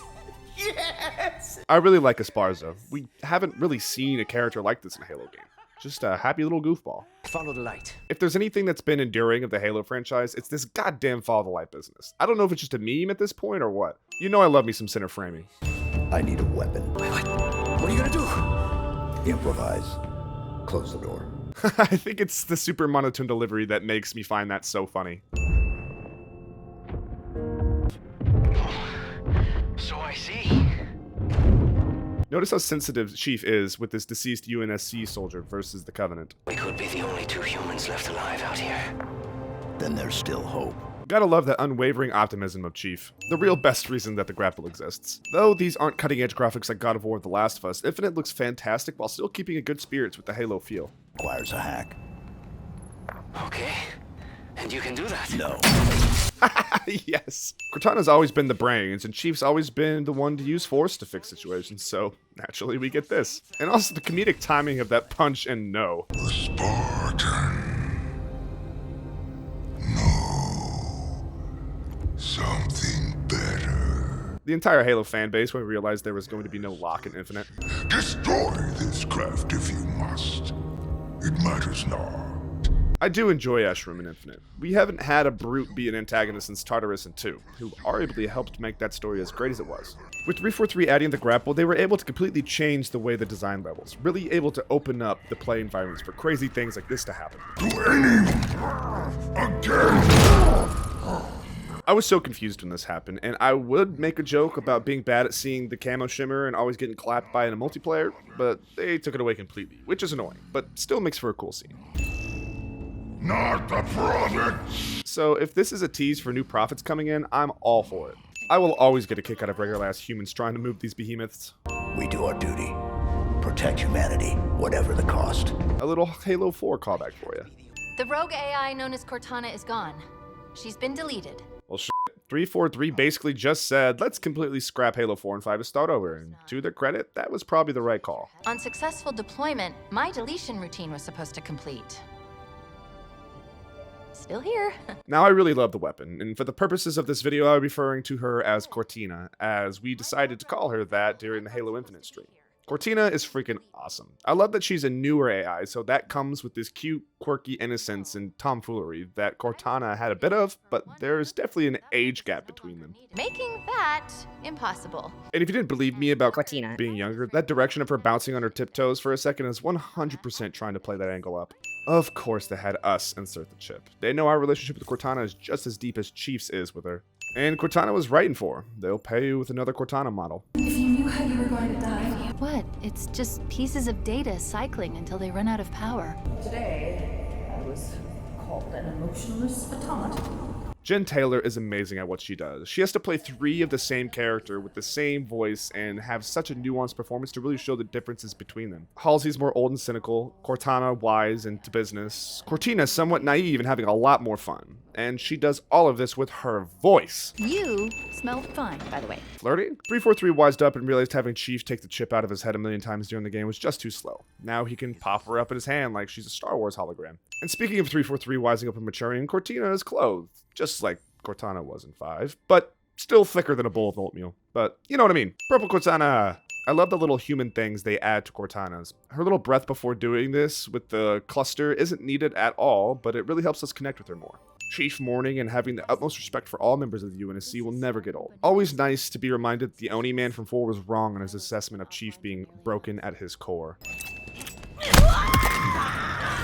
This is just the first, but I don't think grunts have ever been better in a Halo game. That scream is so over the top and ridiculous, I love it. So many of the little loading screen tips are lovely references to past Halo games, but also some good pop culture ones like the General Grievous one about flying editions and Young, Scrappy, and Hungry from Hamilton. Why so cynical? Why so serious? And done. And thus begins Cortina's constant snapping. Can we go? Hi. God, I love Cortina. She's so adorable. And I love that everyone is still cowering in fear of Cortana since, you know, she kind of took over the whole galaxy.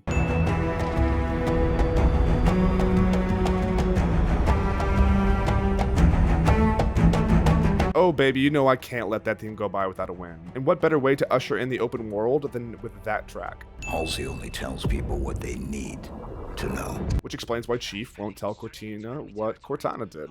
Now, the open world is really everyone's choice to decide whether they like it or not. Some will argue it's better to have scripted spectacle and missions that are carefully designed. Others will say that the Halo sandbox is ripe for an open world and has never been better, and I agree with both. I personally don't care for the open world, as I don't really play games past their stories, but I know there will be people relishing in the world and getting lost in it for hours. An open world isn't something that Halo has really done before, so why not try something new? This is the Halo for the next 10 years, so I'm sure we can expect some story expansions with more interesting missions than the main game had to offer. That's neat, the little way she hopped off Chief's hand. His reputation is not good.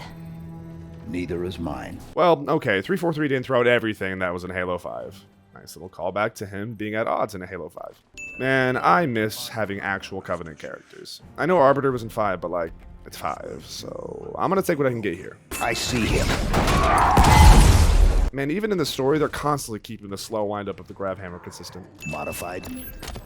By who? Well, we see why Chief's the Master Warrior. Doesn't he mean by whom? The lighting in these tunnels is gorgeous. That is all. I think it's moments like these that the open world is made for. This line with the scared animation with the comedic overkill of the hammer is what it's all for. Making our own memorable moments instead of all sharing the same ones. Woo! A monitor! They didn't have to. No other Halo game has done it before, but a lot of guns you have equipped will appear in the cutscene finally. It's like 343 can't not put arrows in their Forerunner structures.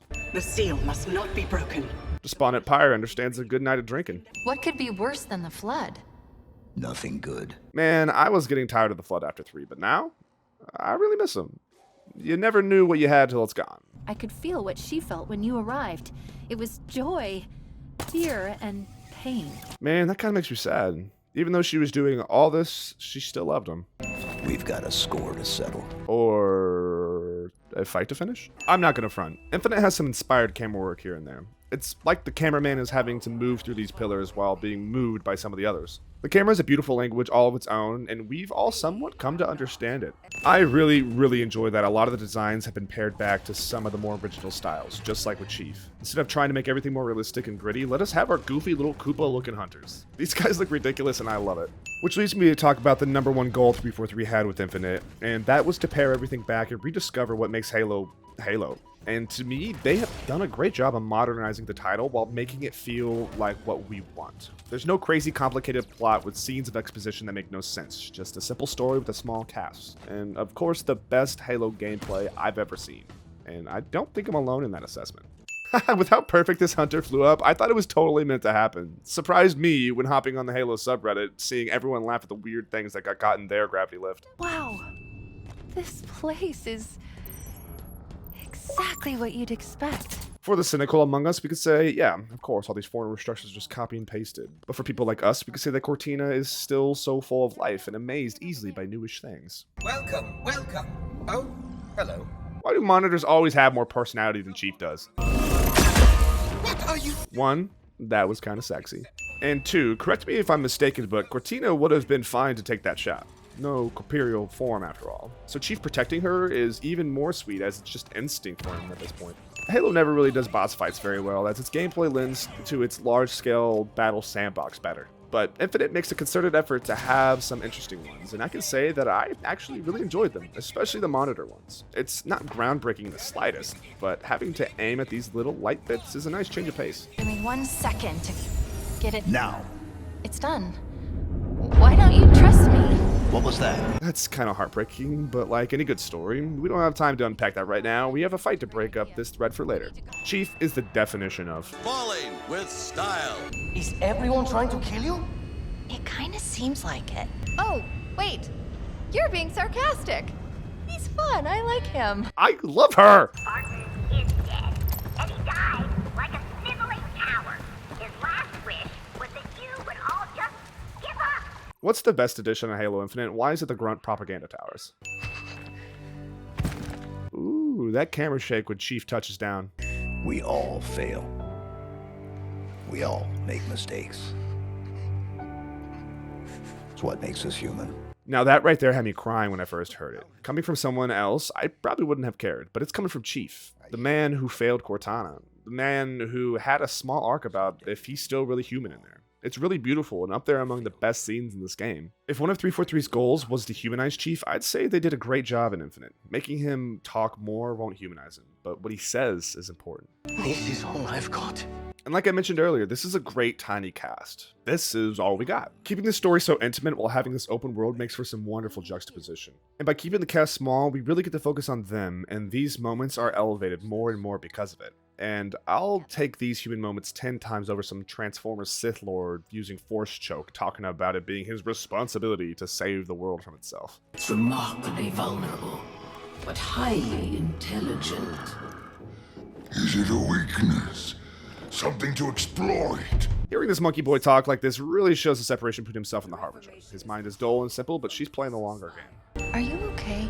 This question felt like whiplash. I was not expecting or ready for Chief to be pressed like this, and I never knew it's something I wanted to know. Scarlet Witch might have something to say about those hand movements. Are you okay? Checking on your waifu? I'm not sure if she counts yet. I just felt like someone was, I don't know, watching me. Well, us gamers aren't very coy about where our eyes like to linger. Sorry, Cortina. I've got you. Oh, my heart. That was so cute. If I told you what Oh, I get it. Sarcasm. You're funny, too. Cortina and Jax would probably get along greatly. Haven't really seen a chasm like this since Combat Evolved.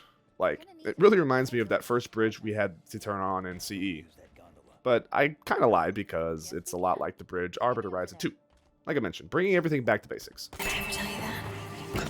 Choose whichever smart you want. You know, I'm kind of honestly impressed that they are still getting mileage out of the Chief-Cortana relationship. After 5 games, you'd think it'd run its course, and it almost did, till Infinite breathed new life into it. If they capture her, they will learn everything. Hearing Keys is like hearing your father after years of being gone getting milk. I don't know how you keep doing this. I don't have a choice. Maybe it's my programming. How cool would a Halo game centered around Chief trying to retire be? Finally figuring out what he truly wants beyond protecting Cortana and humanity. With the end of this game is left so open-ended that they could totally go that route, but we'll just have to cross our fingers and hope. I'll take care of you. Okay, then. To her, that is heartwarming and reassuring, but in this moment, take care of means figuratively taking care of her. Samuel. You said...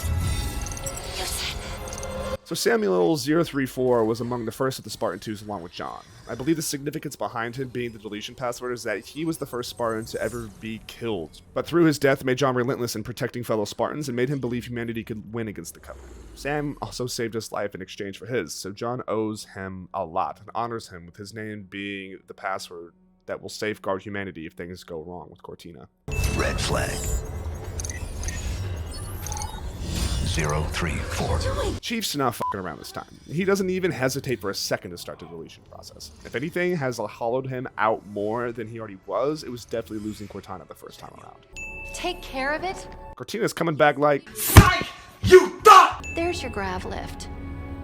Let's get this over with. It's a little easy to stomach since she's an AI, but could you imagine if she was flesh and blood and Chief just failed to kill her?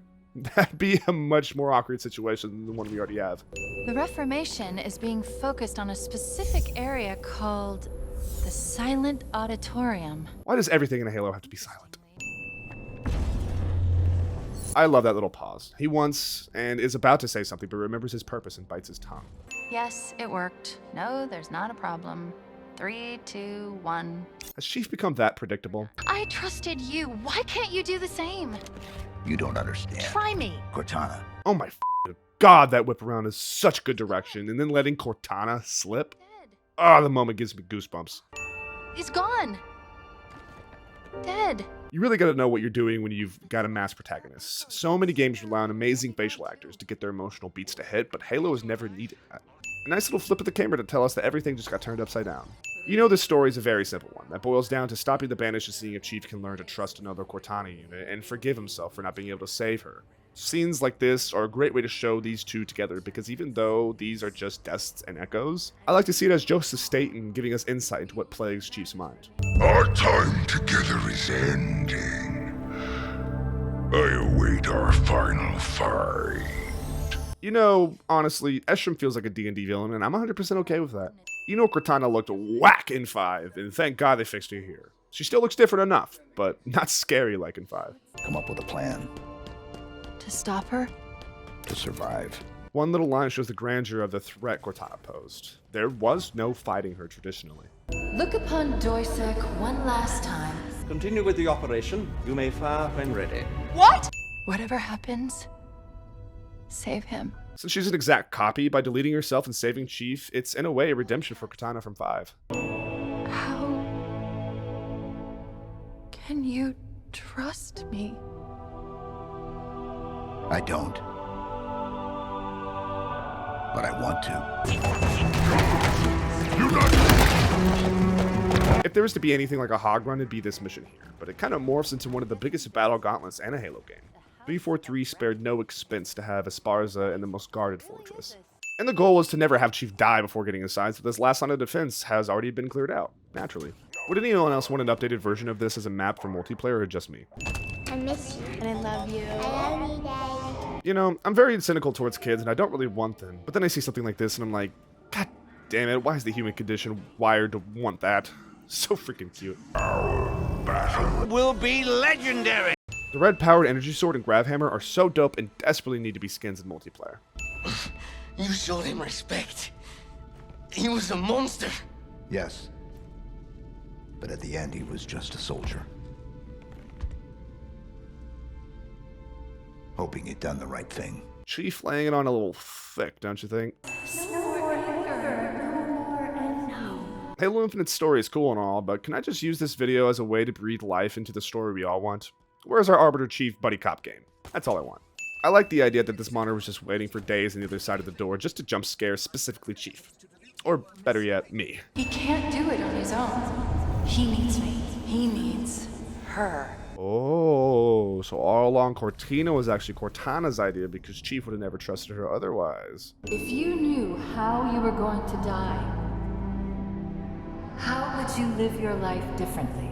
I was thinking all game that the point of that question is kind of stupid because we all die eventually, and the how doesn't really matter too much in my opinion. But when it comes to someone like Cortana, an AI that basically can't die, and one that is about to basically commit suicide, it completely upends the question. And we get to see the actual redemption of Cortana. I say redemption, but she's not completely redeemed in my eyes because she brought so much pain upon the galaxy. It was her. She destroyed the ring, stopped my deletion. Why? Because love makes you do crazy things. She switched transmitters, rerouting the power through that one. This isn't good. The connection is sentient. God, I love the extra percussion in this track before having the melody performance movement. They'll pair you with another AI. Maybe even another Cortana model if Halsey lets them. And there it is. Look at us. We just keep saying goodbye, don't we?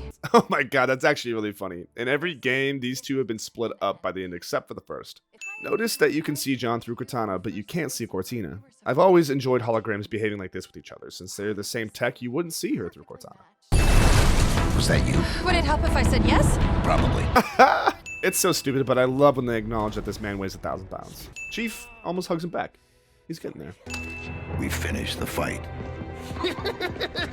How all of us reacted when we heard him say it. What about me? What do I call you? Do you think it would be okay? You're sure? You get to choose your name. That's so cute because I swear she's going to choose Cortana. I think I might have the perfect one. They could have cut the black there and it would have been perfect, but... All right. Here we go.